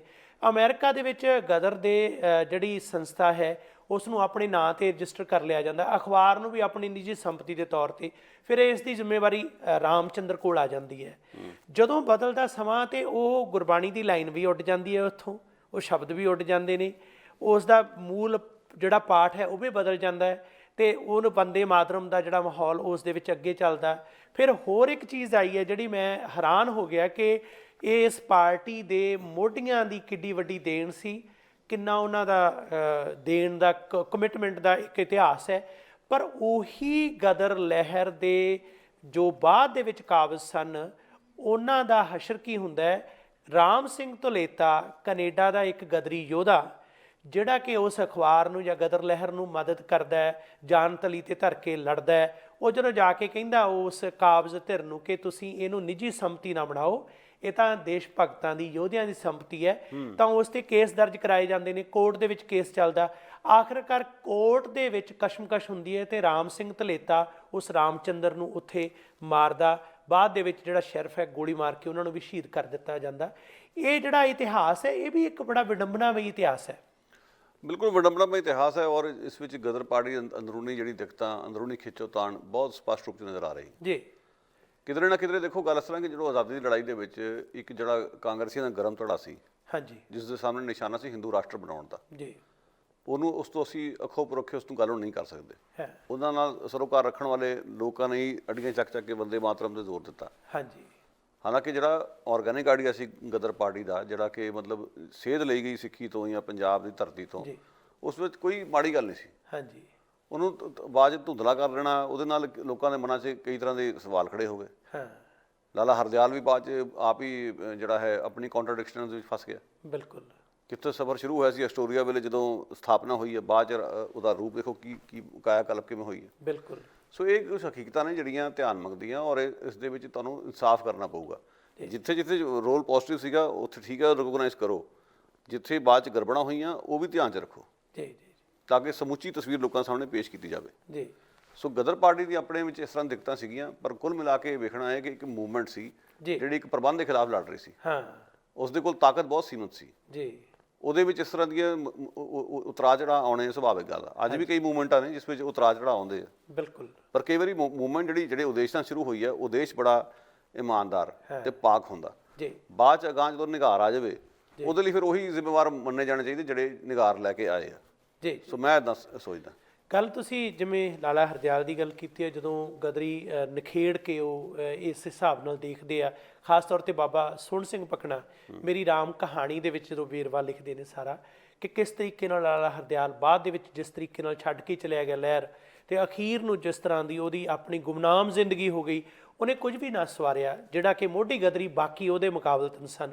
ਪਰ ਇੱਕ ਹੋਰ ਰੈਫਰੈਂਸ ਉਹਨਾਂ ਨੇ ਦਿੱਤਾ, ਉਹ ਲਾਲਾ ਲਾਜਪਤ ਰਾਏ ਦਾ। ਕਈ ਥਾਈਂ ਖਾਸ ਕਰ ਉਹਨਾਂ ਨੇ ਉਹ ਜ਼ਿਕਰ ਕੀਤਾ ਕਿ ਗਦਰੀਆਂ ਦੇ ਕੇਸ ਲੜਨ ਦੇ ਵਾਸਤੇ ਪੈਸੇ ਇਕੱਠੇ ਕੀਤੇ ਗਏ, ਉੱਥੇ ਭੇਜੇ ਜਾਂਦੇ ਰਹੇ, ਪਰ ਉਹਨਾਂ ਨੂੰ ਦੁਰਉਪਯੋਗ ਕਰਕੇ ਉਸ ਵਿਅਕਤੀ ਨੇ ਜਿਸ ਤਰੀਕੇ ਨਾਲ ਨਿੱਜੀ ਹਿੱਤ ਲਈ ਵਰਤਿਆ। ਪਰ ਜਦੋਂ ਇਹੀ ਗਦਰੀ, ਜਿਨ੍ਹਾਂ ਦੇ ਵਿੱਚੋਂ ਭਾਈ ਬਲਵੰਤ ਸਿੰਘ ਜੀ ਇੰਡੀਆ ਗਏ, ਜਿਹੜੇ ਕਿ ਇੱਥੇ ਪਰਿਵਾਰਾਂ ਨੂੰ ਲਿਆਉਣ ਦੇ ਵਾਸਤੇ ਕੈਨੇਡਾ ਆਜ਼ਾਦੀ ਲਈ ਲੜਾਈ ਲੜ ਰਹੇ ਸਨ, ਨਸਲਵਾਦ ਦੇ ਖਿਲਾਫ ਲੜ ਰਹੇ ਸਨ, ਤੇ ਉਸੇ ਲਾਜਪਤ ਰਾਏ ਨੇ ਇਹ ਕਿਹਾ ਕਿ ਅਸੀਂ ਇਹਦਾ ਸਾਥ ਨਹੀਂ ਦੇਣਾ, ਕਿਉਂਕਿ ਇਹਦੀ ਲੜਾਈ ਸਿੱਖਾਂ ਲਈ ਹੈ, ਇਹਦੀ ਲੜਾਈ ਸਾਡੇ ਵਾਸਤੇ ਨਹੀਂ, ਤੇ ਉਹਨਾਂ ਨੂੰ ਨਿਖੇੜ ਦਿੱਤਾ। ਇਸ ਤਰ੍ਹਾਂ ਦੀਆਂ ਜਿਹੜੀਆਂ ਲਗਾਤਾਰ ਕੰਟਰਡਿਕਸ਼ਨਸ ਆਈਆਂ, ਕਈ ਇਤਿਹਾਸਕਾਰ ਉਹਨੂੰ ਬਿਆਨ ਨਹੀਂ ਕਰਦੇ, ਜਦ ਕਿ ਉਹ ਸੱਚਾਈ ਹੈ, ਉਸ ਨੂੰ ਦੱਸਣਾ ਬਣਦਾ। ਪ੍ਰੋਬਲਮ ਇਹ ਹੈ ਗੁਰਵਿੰਦਰ ਸਿੰਘ ਜੀ, ਕਿ ਜਦੋਂ ਅਸੀਂ ਇਸ ਤਰ੍ਹਾਂ ਦੇ ਜਿਹੜੇ ਪਾਤਰ ਉਹਨਾਂ ਨੂੰ ਜਦੋਂ ਅੱਖਾਂ 'ਤੇ ਚੁੱਕ ਲੈਂਦੇ ਹਾਂ, ਜੀ, ਬਹੁਤ ਵੱਡਾ ਬਣਾ ਲੈਂਦੇ ਹਾਂ ਅਸੀਂ, ਕਿ ਇੱਦਾਂ ਜਿਵੇਂ ਸੇਕਰੇਡ ਕਾਓ ਅਸੀਂ ਕਹਿ ਸਕਦੇ ਹਾਂ, ਹਾਂਜੀ, ਕਿ ਅਸੀਂ ਇਹਦੇ ਬਾਰੇ ਕੁਝ ਨੈਗੇਟਿਵ ਗੱਲ ਨਹੀਂ ਕਰਨੀ, ਜਾਂ ਉਹਨੂੰ ਬਿਲਕੁਲ ਸਿਰ ਮੱਥੇ 'ਤੇ ਬਿਠਾ ਲਓ, ਉੱਥੇ ਬੜੀ ਦਿੱਕਤ ਹੁੰਦੀ ਹੈ। ਜੀ, ਅਖੀਰ ਉਹ ਸੀਗੇ ਤੇ ਇਨਸਾਨ ਹੀ, ਉੱਚ ਕਈ ਤਰ੍ਹਾਂ ਦੀ ਘਾਟਾਂ ਸੀਗੀਆਂ, ਕੰਟਰਡਿਕਸ਼ਨਾਂ ਸੀਗੀਆਂ, ਹਾਂਜੀ, ਵਫਾਦਾਰੀਆਂ ਵਿੱਚ ਵੀ ਕਈ ਤਰ੍ਹਾਂ ਦੇ ਖੋਟ ਸੀਗੇ, ਜੀ, ਉਹਨਾਂ ਦਾ ਨਿਸ਼ਾਨਾ ਕੀ ਹੈ ਉਸ ਵਿੱਚ ਵੀ ਖੋਟ ਸੀ। ਜੀ, ਸੋ ਜਿਹੜੀ ਗੱਲ ਸੱਚ ਹੈ ਉਹਨੂੰ ਕਹਿਣਾ ਹੀ ਪੈਣਾ। ਹਾਂ, ਸੋ ਜਦੋਂ ਤੱਕ ਅਸੀਂ ਉਸ ਚੀਜ਼ ਤੋਂ ਬਾਹਰ ਨਹੀਂ ਨਿਕਲਦੇ, ਭਗਤੀ ਭਾਵ ਚੋਂ, ਜੀ, ਉਦੋਂ ਤੱਕ ਦਿੱਕਤਾਂ ਰਹਿਣਗੀਆਂ ਵਾਲੀਆਂ। ਜੀ, ਫਿਰ ਜਿਸ ਤਰੀਕੇ ਨਾਲ ਇਹਨਾਂ ਨੂੰ ਲੀਡਰਾਂ ਨੂੰ ਠੋਸਿਆ ਗਿਆ, ਇਹਨਾਂ ਜਿਹੜੇ ਇਸ ਕਿਸਮ ਦੇ ਜਿਹੜੇ ਹਿਸਟੋਰੀਕਲ ਫਿਗਰਸ ਨੂੰ, ਜੀ, ਉਹ 'ਚ ਵੀ ਬੜੀ ਦਿੱਕਤ ਹੋਈ ਹੈ। ਬਿਲਕੁਲ, ਜਿਵੇਂ ਸਾਵਰਕਰ ਦੀ ਐਗਜ਼ਾਮਪਲ ਲਓ, ਹਾਂਜੀ, ਠੀਕ ਹੈ, ਸਾਵਰਕਰ ਦਾ ਇੱਕ ਸਮੇਂ ਰੋਲ ਸੀਗਾ, 1857 ਦੇ ਗਦਰ ਬਾਰੇ ਉਹਨੇ ਬੜੀ ਵਧੀਆ ਕਿਤਾਬ ਲਿਖੀ ਸੀ, ਹਾਂਜੀ, ਜਿਹਦੇ ਪਿੱਛੇ ਉਸ ਨੂੰ ਕਈ ਮੁਸ਼ਕਲਾਂ ਵੀ ਆਈਆਂ। ਹਾਂਜੀ, ਬਾਅਦ 'ਚ ਉਹਦਾ ਰੋਲ ਕੀ ਸੀ? ਬਾਅਦ 'ਚ ਤਾਂ ਉਸਨੇ ਪਿੱਠ ਦੇ ਦਿੱਤੀ, ਮਾਫੀਆ ਮੰਗ ਕੇ ਬਾਹਰ ਆ ਗਿਆ, ਗਾਂਧੀ ਕਤਲ ਵਿੱਚ ਵੀ ਸ਼ਾਮਲ ਸੀ। ਦੇਖੋ, ਪਰ ਅੱਜ ਕੋਈ, ਜਿਵੇਂ ਮੈਨੂੰ ਯਾਦ ਹੈ ਕਿ ਮੈਂ ਡਾਕੂਮੈਂਟਰੀ ਕਿਸੇ ਰੈਫਰੈਂਸ ਦੇ ਤੌਰ 'ਤੇ ਵੇਖ ਰਿਹਾ ਸੀ, ਸਾਵਰਕਰ ਬਾਰੇ ਡਾਕੂਮੈਂਟਰੀ ਦੂਰਦਰਸ਼ਨ ਨੇ ਵਿਖਾਈ, ਹਾਂਜੀ, ਉਹ 'ਚ ਉਹਨੂੰ ਬਾਹਰ ਬਹੁਤ ਵੱਡਾ ਨਾਇਕ ਬਣਾ ਕੇ ਪੇਸ਼ ਕੀਤਾ ਗਿਆ। ਜੀ, ਉਹ ਛੂਆ-ਛਾਤ ਦੇ ਵੀ ਖਿਲਾਫ ਸੀ, ਬੜਾ ਵਧੀਆ ਇਨਸਾਨ ਸੀ। ਔਰ ਉਸ ਡਾਕੂਮੈਂਟਰੀ ਜਿਹੜੀ ਕਿ ਦੂਰਦਰਸ਼ਨ ਨੇ ਪ੍ਰਸਾਰਿਤ ਕੀਤੀ ਹੈ, ਹਾਂਜੀ, ਉਹਦੇ ਵਿੱਚੋਂ ਬਾਕੀ ਸਾਰਾ ਪ੍ਰਸੰਗ ਕੱਢ ਦਿੱਤਾ ਗਿਆ ਕਿ ਉਸਨੇ ਆਜ਼ਾਦੀ ਲੜਾਈ ਨੂੰ ਪਿੱਠ ਕਿਵੇਂ ਦਿੱਤੀ ਆ, ਗਾਂਧੀ ਦੇ ਕਤਲ 'ਚ ਉਸਦੀ ਕਿਸ ਹੱਦ ਤੱਕ ਭੂਮਿਕਾ ਸੀ। ਸੋ ਜਦੋਂ ਅਸੀਂ ਕਿਸੇ ਨੂੰ ਝੂਠਾ ਇੱਕ ਸ਼ਹੀਦ ਜਾਂ ਨਾਇਕ ਬਣਾ ਕੇ ਲੋਕਾਂ 'ਤੇ ਠੋਸਦੇ ਹਾਂ, ਹਾਂ, ਗੜਬੜ ਉੱਥੇ ਹੁੰਦੀ ਹੈ। ਬਿਲਕੁਲ, ਔਰ ਉਸ ਵਿੱਚ ਸਭ ਤੋਂ ਵੱਡਾ ਕਸੂਰ ਹੁੰਦਾ ਨੇਸ਼ਨ ਸਟੇਟ ਦਾ। ਹਾਂਜੀ, ਹੁਣ ਕੈਨੇਡਾ ਵਿੱਚ ਵੀ ਨੇਸ਼ਨ ਸਟੇਟ ਆ, ਤੁਸੀਂ ਫਰਕ ਵੇਖੋ, ਮੂਲ ਵਾਸੀਆਂ ਨਾਲ ਧੱਕਾ ਹੋਇਆ, ਇੱਥੋਂ ਦੇ ਸਕੂਲੀ ਇਤਿਹਾਸ 'ਚ ਕਦੇ ਨਹੀਂ ਇੱਦਾਂ ਹੋਊਗਾ ਕਿ ਉਸ ਇਤਿਹਾਸ ਨੂੰ ਲੁਕੋਇਆ ਜਾਵੇ, ਹਾਂ, ਉਸ ਨੂੰ ਪੂਰੀ ਦਿਆਨਦਾਰੀ ਨਾਲ ਮੰਨਿਆ ਜਾਊਗਾ ਕਿ ਧੱਕਾ ਹੋਇਆ। ਬਿਲਕੁਲ, ਇੰਡੀਆ ਵਿੱਚ ਹੀ ਅਸੀਂ ਪੁੱਠਾ ਗੇੜ ਵੇਖਦੇ, ਭਾਰਤ ਵਿੱਚ ਹੀ ਇੱਕ ਰਵਾਇਤ ਬਣੀ ਹੋਈ ਹੈ, ਜੇ ਕਿਸੇ ਲੀਡਰ ਨੂੰ ਚੱਕ ਲਿਆ ਤੇ ਬਸ ਚੱਕ ਲਿਆ, ਰੱਬ ਹੀ ਬਣਾਤਾ ਉਹਨੂੰ, ਉੱਤੇ ਕਿੰਤੂ ਪਰੰਤੂ ਨਹੀਂ ਹੋ ਸਕਦਾ। ਸੋ ਉਹ ਬਹੁਤ ਵੱਡੀ ਸਮੱਸਿਆ। ਇੱਕ ਬੜੀ ਦਿਲਚਸਪ ਗੱਲ ਜਿਵੇਂ ਤੁਸੀਂ ਹੁਣੇ ਜ਼ਿਕਰ ਕੀਤਾ ਹੈ ਕਿ ਉਹਨਾਂ ਗਦਰੀ ਯੋਧਿਆਂ ਦੀ ਜਿਹੜੀ ਦੇਣ ਹੈ, ਇਤਿਹਾਸ ਹੈ, ਜਾਂ ਉਹਨਾਂ ਤੋਂ ਸੇਧ ਲੈਣ ਦੀ ਗੱਲ ਹੈ, ਉਹਨਾਂ ਨੂੰ ਬਕਾਇਦਾ ਤੌਰ ਤੇ ਆਜ਼ਾਦੀ, ਦੇਸ਼ ਦੀ ਵੰਡ ਹੋ ਗਈ, ਜੋ ਕਿ ਉਹਨਾਂ ਦੇ ਸੁਪਨਿਆਂ ਦੇ ਉਲਟ ਸੀ, ਜਾਂ ਉਹਨਾਂ ਦੇ ਸਟਰਗਲ ਦੇ ਬਿਲਕੁਲ ਵਿਪਰੀਤ ਸੀ। ਉਸ ਤੋਂ ਬਾਅਦ ਵੀ ਜਿਹੜੀ ਮਾਨਤਾ ਉਹਨਾਂ ਨੂੰ ਨਹੀਂ ਮਿਲੀ, ਸ਼ੇਰਾਂ ਦੀਆਂ ਮਾਰਾਂ ਤੇ ਗਿੱਦੜਾਂ ਦੀਆਂ ਕਲੋਲਾਂ ਵਾਲੀ ਗੱਲ ਹੋਈ। ਸਾਂਭ ਲਈ ਆਜ਼ਾਦੀ ਕਈਆਂ ਨੇ ਹੋਰਾਂ ਨੇ। ਅੱਜ ਕਾਬਜ਼ ਵੀ ਜਿਹੜੇ ਨੇ ਸਾਵਰਕਰ ਪੱਖੀ ਹੋਈ ਨੇ, ਜਾਂ ਉਹ ਲੋਕ ਨੇ ਜਿਹੜੇ ਕਿ ਰਾਸ਼ਟਰਵਾਦੀ ਨੇ ਨਿਰੇ, ਉਹ ਭਗਤੀ ਭਾਵ ਵਾਲੇ ਜਿਹੜੇ ਲੋਕ ਆ, ਉਹਨਾਂ ਨੇ ਗਦਰੀਆਂ ਨੂੰ ਬਣਦਾ ਸਨਮਾਨ ਨਹੀਂ ਦਿੱਤਾ। ਕਿਤਾਬਾਂ 'ਚ ਇਤਿਹਾਸ ਨਹੀਂ ਪੜ੍ਹਾਇਆ ਜਾਂਦਾ, ਅਜੇ ਤੱਕ ਉਹਨਾਂ ਨੂੰ ਉਹ ਸਤਿਕਾਰ ਨਹੀਂ ਮਿਲਿਆ। ਹਾਲਾਂਕਿ ਉਹ ਇਸ ਦੇ ਲਿਖਾਇਕ ਨਹੀਂ, ਪਰ ਸਭ ਤੋਂ ਵੱਡਾ ਅਪਮਾਨ ਉਹਨਾਂ ਦਾ ਇਹ ਹੈ ਕਿ ਜੋ ਹੁਣ ਦੇਸ਼ ਦਾ ਢਾਂਚਾ ਹੈ ਉਹ ਬਿਲਕੁਲ ਉਹਨਾਂ ਦੇ ਖਿਆਲਾਂ ਦੇ ਉਲਟ ਹੈ। ਇਸ 'ਚ ਕੋਈ ਸ਼ੱਕ ਹੀ ਨਹੀਂ ਕਿ ਬਿਲਕੁਲ ਉਹਨਾਂ ਦੇ ਖਿਆਲਾਂ ਦੇ ਉਲਟਾ, ਔਰ ਇਸ ਦੇ ਲਈ ਅੱਜ ਦੀ ਸਰਕਾਰ ਦਾ ਖੁੱਲ੍ਹਮ ਖੁੱਲ੍ਹਾ ਤੌਰ 'ਤੇ ਉਸ ਪਾਸੇ ਨੂੰ ਜਾ ਰਹੀ ਹੈ ਜਿਹੜੀ ਕਿ ਗਦਰੀਆਂ ਦਾ ਨਿਸ਼ਾਨਾ ਵੀ ਨਹੀਂ ਸੀ ਜੀ। ਇਹ ਤਾਂ ਬਿਲਕੁਲ ਹੀ ਜਿਹੜਾ ਮੌਜੂਦਾ ਜਿਹੜਾ ਨਿਜ਼ਾਮ ਹੈ ਉਹ ਤਾਂ ਗਦਰੀਆਂ ਦੀ ਸੋਚ ਨਾਲ ਬਿਲਕੁਲ ਦੂਰ ਪਰੇ, ਕੋਈ ਇਸ ਦਾ ਲਗਾ ਤੇਗਾ ਵੀ ਹੈ ਨਹੀਂ ਜੀ। ਪਰ ਪਿਛਲੀਆਂ ਸਰਕਾਰਾਂ ਵੀ ਜਿਹੜੀਆਂ ਕੋਈ ਦੁੱਧ ਧੋਤੀਆਂ ਨਹੀਂ ਸੀਗੀਆਂ। 84 ਦਾ ਕਤਲੇਆਮ ਕਾਂਗਰਸ ਵੇਲੇ ਹੋਇਆ ਸੀ, ਹਾਂ, ਔਰ ਕਾਂਗਰਸ ਨੇ ਹਮੇਸ਼ਾ ਇਹੀ ਪ੍ਰਚਾਰਿਆ ਕਿ ਅਸੀਂ ਤਾਂ ਲਹੂ ਡੋਲੇ ਬਿਨਾਂ ਆਜ਼ਾਦੀ ਲੈ ਕੇ ਆਏ ਹਾਂ। ਹਾਂ, ਇਸ ਗੱਲ ਨੂੰ ਲੈ ਕੇ ਬਾਬਾ ਭਕਨੇ ਦੀ ਨਹਿਰੂ ਨਾਲ ਬਹਿਸ ਵੀ ਹੋਈ ਸੀ। ਹਾਂਜੀ, ਬਕਾਇਦਾ ਇੱਕ ਫੋਟੋ ਹੈ, ਡਾਕੂਮੈਂਟ ਹੋਈ ਹੈ, ਜਿਸ ਵਿੱਚ ਉਹ ਉਂਗਲ ਕਰਕੇ ਗੱਲ ਕਰ ਰਹੇ ਉਹਦੇ ਨਾਲ। ਹਾਂ, ਅਹਿਸਾਸ ਕਰਾ ਰਹੇ ਕਿ ਤੁਸੀਂ ਪੰਡਿਤ ਜੀ ਕਿਵੇਂ ਕਹਿਤਾ ਕਿ ਆਜ਼ਾਦੀ ਜਿਹੜੀ ਲੈ ਕੇ ਆਏ ਆ ਬਿਨਾਂ ਖੂਨ ਡੋਲਿਆਂ। ਹਾਂ, ਸਾਡੇ ਇਨਕਲਾਬ ਦਾ ਖੂਨ ਲਹੂ ਡੁਲਵਾਂ ਇਤਿਹਾਸ ਸੀਗਾ, ਉਸ ਤੋਂ ਤੁਸੀਂ ਕਿਵੇਂ ਉਸ 'ਤੇ ਪੋਚਾ ਫੇਰਦਾ। ਬਿਲਕੁਲ। ਸੋ ਇਹ ਜਿਹੜੀ ਹੈ ਇੱਕ ਨਾਇਨਸਾਫੀ ਹੋਈ ਹੈ ਗਦਰ ਇਤਿਹਾਸ ਦੇ ਨਾਲ। ਜੀ। ਮੈਂ ਖੁਦ ਇਸ ਗੱਲ ਦੀ ਗਵਾਹੀ ਦੇ ਸਕਦਾ ਕਿ ਮੈਂ ਤਾਂ ਸਕੂਲਾਂ 'ਚ ਮੇਵਾ ਸਿੰਘ ਬਾਰੇ ਨਹੀਂ ਸੀ ਪੜ੍ਹਿਆ, ਹਾਲਾਂਕਿ ਬੰਦਾ ਅੰਮ੍ਰਿਤਸਰ ਸੀਗਾ, ਲੋਪੋ ਕੇ ਘਰ ਦੇ ਕੋਲ ਸੀ। ਇੱਥੇ ਆ ਕੇ ਮੇਵਾ ਸਿੰਘ ਬਾਰੇ ਜਾਣਿਆ, ਫਿਰ ਲਾਲਸਾ ਪੈਦਾ ਹੋਈ ਜਦੋਂ ਮੈਂ ਵਾਪਸ ਗਿਆ ਭਾਰਤ। ਮੈਂ ਲੋਪੋ ਕੇ ਸਮਾਂ ਕੱਢ ਕੇ ਗਿਆ ਕਿ ਮੇਵਾ ਸਿੰਘ ਦਾ ਪਿੰਡ ਵੇਖ ਕੇ ਆਵਾਂ ਜੀ। ਸੋ ਕਿਉਂਕਿ ਜਦੋਂ ਉੱਥੇ ਇਤਿਹਾਸ ਇੱਕੋ ਹੀ ਪ੍ਰਚਾਰਿਆ ਗਿਆ ਹਾਂ, ਕਿ ਆਜ਼ਾਦੀ ਇਹ ਲੈ ਕੇ ਆਏ ਬਿਨਾਂ ਲਹੂ ਡੋਲਿਆਂ, ਗਾਂਧੀ ਜੀ ਲੈ ਕੇ ਆਏ, ਨਹਿਰੂ ਲੈ ਕੇ ਆਇਆ, ਠੀਕ ਹੈ ਉਹਨਾਂ ਦਾ ਰੋਲ ਸੀਗਾ, ਪਰ ਜਿਨ੍ਹਾਂ ਲੋਕਾਂ ਨੇ ਫਾਂਸੀਆਂ ਦੇ ਰਸਤੇ ਚੁੰਮੇ, ਬਿਲਕੁਲ ਹਥਿਆਰਬੰਦ ਲੜਾਈ ਲੜੀ, ਜ਼ਮੀਨਾਂ ਕੁਰਕਰਾ ਲਈਆਂ, ਜਿਨ੍ਹਾਂ ਦੀਆਂ ਬੀਵੀਆਂ ਵਿਧਵਾ ਹੋ ਗਈਆਂ, ਉਹਨਾਂ ਦੀ ਗੱਲ ਕੌਣ ਕਰੂਗਾ ਜੀ। ਸੋ ਇਹ ਮਤਲਬ ਜਦੋਂ ਅਸੀਂ ਇਹ ਵੇਖਦੇ ਹਾਂ ਫਿਰ ਉਦੋਂ ਤਕਲੀਫ ਬਹੁਤ ਹੁੰਦੀ। ਜੀ ਜੀ। ਬੰਤਾ ਸਿੰਘ ਸਰਪਾਲ ਉਹਨਾਂ ਦੇ ਪਰਿਵਾਰ ਦੇ ਇੱਕ ਮੈਂਬਰ, ਮੈਨੂੰ ਯਾਦ ਹੈ ਕਿ ਉਹ ਕੈਨੇਡਾ ਆਏ। ਬੀਬੀ ਜੀ ਉਹਨਾਂ ਨੇ ਆ ਕੇ ਇੱਕ ਜ਼ਿਕਰ ਕੀਤਾ ਕਿ ਦੇਸ਼ ਭਗਤ ਯਾਦਗਾਰ ਹਾਲ ਦੇ ਵਿੱਚ ਮੈਂਬਰ ਦੇ ਤੌਰ ਤੇ ਗਦਰੀ ਪਰਿਵਾਰਾਂ ਨੂੰ ਬਣਾਇਆ ਜਾਂਦਾ ਮੈਂਬਰ। ਉਹ ਖੁਦ ਜਿਹੜੀ ਐਜੂਕੇਸ਼ਨ ਨਾਲ ਸੰਬੰਧਿਤ ਇਸਤਰੀ ਹੈ, ਸਤਕਾਰਤ ਨੇ, PhD ਕੀਤੀ ਉਹਨੇ ਗਦਰ ਦੇ ਇਤਿਹਾਸ ਬਾਰੇ। ਉਹ ਕਹਿੰਦੇ ਮੈਂ ਕਿਉਂਕਿ ਪਿਛੋਕੜ ਦੇ ਵਿੱਚ ਮੇਰੀ ਆਸਥਾ ਜਿਹੜੀ ਸੀ ਉਹ ਆਪਣੀ ਨਿੱਜੀ ਤੌਰ ਤੇ ਧਾਰਮਿਕ ਹੈ ਤੇ ਅਸੀਂ ਸਤਿਕਾਰ ਕਰਦੇ ਹਾਂ, ਪਰ ਜਦੋਂ ਸਾਨੂੰ ਉੱਥੇ ਮੈਂਬਰ ਬਣਾਉਣ ਦੇ ਵਾਸਤੇ ਗਦਰ ਯਾਦਗਾਰੀ ਅਦਾਰੇ ਦੇ ਵਿੱਚ ਰੱਖਣ ਦੇ ਵਾਸਤੇ ਬੇਨਤੀ ਕੀਤੀ ਗਈ, ਮੈਂ ਬੇਨਤੀ ਕੀਤੀ ਪਰ ਮੇਰੀ ਬੇਨਤੀ ਨੂੰ ਰੱਦ ਕਰ ਦਿੱਤਾ ਗਿਆ। ਹੁਣ ਮੈਂ ਕਈ ਵਾਰੀ ਦੇਖਦਾ ਕਿ ਗਦਰ ਯਾਦਗਾਰੀ ਕਮੇਟੀ ਵੀ ਬਣੀ, ਜਿਨ੍ਹਾਂ ਦੇ ਵਿੱਚ ਬਾਬਾ ਭਕਨਾ ਵੀ ਅਗਵਾਈ ਕਰਦੇ ਰਹੇ, ਬਾਅਦ ਦੇ ਵਿੱਚ ਬਹੁਤ ਸਾਰੇ ਹੋਰ ਆ, ਫਿਰ ਦੇਸ਼ ਭਗਤ ਯਾਦਗਾਰ ਹਾਲ ਵੀ ਬਣਿਆ, ਗਦਰ ਦੇ ਨਾਂ 'ਤੇ ਸੰਸਥਾਵਾਂ ਵੀ ਖੜੀਆਂ ਕੀਤੀਆਂ, ਪਰ ਉਹਨਾਂ ਦੀ ਜਿਹੜੀ ਕਬਜ਼ੇ ਵਾਲੀ ਸੋਚ ਹੈ ਉਹ ਵੀ ਕਿਸੇ ਖਾਸ ਵਿਧੀ ਵਿਧਾਨ ਅਤੇ ਖਾਸ ਇੱਕ ਰਾਜਨੀਤਿਕ ਏਜੰਡੇ ਤੋਂ ਪ੍ਰੇਰਿਤ ਹੈ। ਇਹ ਜਿਹੜੀ ਸੋਚ ਹੈ ਜਿਵੇਂ ਗਦਰੀਆਂ ਦੀ ਸਰਬ ਪੱਖੀ ਸੀ, ਸਾਰੇ ਜਾਣੇ ਅਲੱਗ-ਅਲੱਗ ਆਸਥਾ ਵਾਲੇ ਉਸ ਦੇ ਵਿੱਚ ਸ਼ਾਮਲ ਸਨ, ਇਹ ਕਿਉਂ ਨਹੀਂ? ਇਹਨਾਂ ਨੂੰ ਚਾਹੀਦਾ ਕਿ ਵਿਸਾਖਾ ਸਿੰਘ ਦਦੇਹਰ ਹਾਂਜੀ ਤੇ ਜਵਾਲਾ ਸਿੰਘ ਠੱਠੀਆਂ ਹਾਂਜੀ ਉਹਨਾਂ ਦੇ ਮਿੱਤਰਚਾਰੇ ਤੋਂ ਕੁਝ ਸਿੱਖ ਲੈਣ।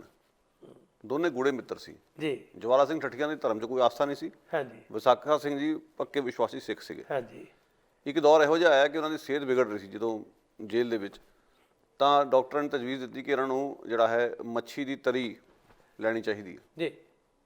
ਧਰਮ ਵੱਡੀ ਰੁਕਾਵਟ ਸੀ। ਜਵਾਲਾ ਸਿੰਘ ਨੇ ਮਿੱਤਰਚਾਰੇ ਵਿੱਚ ਸਮਝਾ ਕੇ ਮਨਾ ਕੇ ਉਹਨਾਂ ਨੂੰ ਕਿਹਾ ਕਿ ਸਿਹਤ ਜ਼ਰੂਰੀ ਹੈ, ਸਾਡੀ ਲੜਾਈ ਬਹੁਤ ਲੰਮੀ ਹੈ। ਉਹਨਾਂ ਨੇ ਮੱਛੀ ਦੀ ਤਰੀ ਦਾ ਸੇਵਨ ਕੀਤਾ ਉਹਨਾਂ ਨੇ।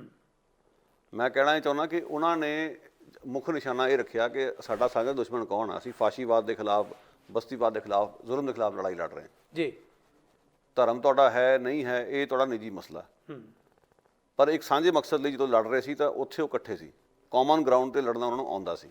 ਜੀ। ਉਹ ਸੋਝੀ ਇਹਨਾਂ ਲੋਕਾਂ 'ਚ ਹੈ ਨਹੀਂ, ਜਿਹੜੇ ਕਹਿਣ ਨੂੰ ਗਦਰੀਆਂ ਦੇ ਵਾਰਸ ਕਹਾਉਂਦੇ ਆ।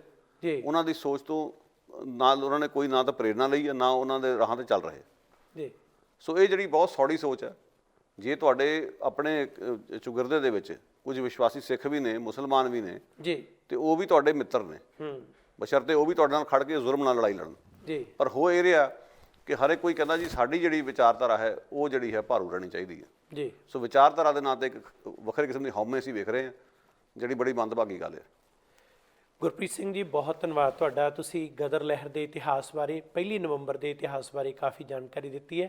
ਹਾਰਦਿਕ ਸ਼ੁਕਰੀਆ। ਮਿਹਰਬਾਨੀ, ਬਹੁਤ ਸ਼ੁਕਰੀਆ ਜੀ ਮੰਚ ਮੁਹੱਈਆ ਕਰਨ ਲਈ। ਧੰਨਵਾਦ ਜੀ। ਇਸ ਦੇ ਨਾਲ ਹੀ ਅਖੀਰ 'ਚ ਕਿ ਗਦਰ ਲਹਿਰ ਜਿਹੜੀ ਕਿ ਇੱਕ ਮਹਾਨ ਲਹਿਰ ਹੋਈ ਹੈ, ਜਿਸ ਦੇ ਸੰਦਰਭ ਦੇ ਵਿੱਚ ਸਾਨੂੰ ਵਿਚਾਰਨਾ ਚਾਹੀਦਾ ਕਿ ਗਦਰੀ ਯੋਧਿਆਂ ਦੀਆਂ ਕੁਰਬਾਨੀਆਂ ਸੁਨਹਿਰੀ ਅੱਖਰਾਂ ਵਿੱਚ ਅੰਕਿਤ ਨੇ। ਹਾਲਾਂਕਿ ਉਹਨਾਂ ਨੂੰ ਕਿਸੇ ਮਾਨਤਾ ਦੀ ਲੋੜ ਨਹੀਂ ਹੈ। ਉਹਨਾਂ ਨੇ ਜੋ ਕੁਝ ਕੀਤਾ ਹੈ ਉਹ ਆਪਣੀ ਰੂਹ ਤੋਂ ਕੀਤਾ ਹੈ ਅਤੇ ਆਪਣੀਆਂ ਜਾਨਾਂ ਕੁਰਬਾਨ ਕਰ ਦਿੱਤੀਆਂ। ਸਭ ਤੋਂ ਵੱਡੀ ਗੱਲ ਇਹ ਹੈ ਕਿ ਕੈਨੇਡਾ ਅਤੇ ਅਮਰੀਕਾ ਦੀ ਧਰਤੀ ਤੋਂ ਜਾ ਕੇ ਜਿਸ ਤਰ੍ਹਾਂ ਭਾਰਤ ਦੀ ਆਜ਼ਾਦੀ ਲਈ ਸੰਘਰਸ਼ ਕੀਤਾ, 1 ਨਵੰਬਰ 1913 ਨੂੰ ਗਦਰ ਅਖਬਾਰ ਦਾ ਆਰੰਭ ਹੋਣਾ ਅਤੇ ਉਸ ਅਖਬਾਰ ਦੇ ਰਾਹੀਂ ਜੋ ਮਹਾਨ ਇਤਿਹਾਸਿਕ ਚੇਤਨਾ ਪੈਦਾ ਕੀਤੀ ਗਈ, ਇਸੇ ਕਾਰਨ ਹੀ ਇਸ ਲਹਿਰ ਦਾ ਨਾਂ ਵੀ ਗਦਰ ਲਹਿਰ ਬਣ ਗਿਆ। ਬਿਲਕੁਲ ਉਸੇ ਤਰ੍ਹਾਂ ਜਿਵੇਂ ਕਰਮ ਸਿੰਘ ਬੱਬਰ, ਜਿਹੜੇ ਕਿ ਬੱਬਰ ਅਕਾਲੀ ਦੁਆਬਾ ਅਖਬਾਰ ਕੱਢਦੇ ਸਨ ਅਤੇ ਬਾਅਦ ਦੇ ਵਿੱਚ ਜਿਹੜਾ ਚੱਕਰਵਰਤੀ ਜਥਾ ਸੀ ਉਸ ਦਾ ਨਾਂ ਵੀ ਬੱਬਰ ਅਕਾਲੀ ਲਹਿਰ ਦੇ ਤੌਰ 'ਤੇ ਪ੍ਰਚਲਿਤ ਹੋ ਗਿਆ। ਸੋ ਇਹਨਾਂ ਯੋਧਿਆਂ ਦੀ ਜਿਹੜੀ ਦੇਣ ਹੈ ਉਸ ਨੂੰ ਅੱਜ ਯਾਦ ਕਰਨਾ ਬਣਦਾ ਹੈ। ਪਰ ਉਸ ਤੋਂ ਵੱਡੀ ਗੱਲ ਹੈ ਕਿ ਅੱਜ ਜੋ ਕੁਝ ਵਾਪਰ ਰਿਹਾ ਉਹਨਾਂ ਦੀ ਸੋਚ ਦੇ ਬਿਲਕੁਲ ਉਲਟ ਹੈ। ਬਿਲਕੁਲ ਜਿਹੜੀਆਂ ਗੱਲਾਂ ਅੱਜ ਇਸ ਸੰਦਰਭ ਦੇ ਵਿੱਚ ਹੋਈਆਂ ਕਿ ਅਸੀਂ ਅੱਜ ਦੀ ਪ੍ਰਸੰਗਿਕਤਾ ਇਹਨਾਂ ਯੋਧਿਆਂ ਦੀ ਦੇਖੀਏ ਤਾਂ ਉਹ ਫਾਸ਼ੀਵਾਦ ਦੇ ਖਿਲਾਫ ਸਨ, ਨਸਲਵਾਦ ਦੇ ਖਿਲਾਫ ਸਨ, ਬਸਤੀਵਾਦ ਦੇ ਖਿਲਾਫ ਸਨ। ਪਰ ਅੱਜ ਇਹ ਸਾਰਾ ਕੁਝ ਪਸਾਰਾ ਹੈ। ਜਿਨ੍ਹਾਂ ਸਵਰਕਰ ਪੱਖੀ ਲੋਕਾਂ ਨੇ ਦੇਸ਼ ਨੂੰ ਪਿੱਠ ਦਿਖਾਈ, ਆਜ਼ਾਦੀ ਦੇ ਨਾਲ ਗੱਦਾਰੀ ਕੀਤੀ, ਉਹਨਾਂ ਲੋਕਾਂ ਦਾ ਇਤਿਹਾਸ ਪੜ੍ਹਾਇਆ ਜਾ ਰਿਹਾ ਹੈ। ਗਦਰੀਆਂ ਦਾ ਇਤਿਹਾਸ ਖਤਮ ਕੀਤਾ ਜਾ ਰਿਹਾ ਹੈ। ਇਤਿਹਾਸ ਦਾ ਭਗਵਾਂਕਰਨ ਹੋ ਰਿਹਾ ਹੈ।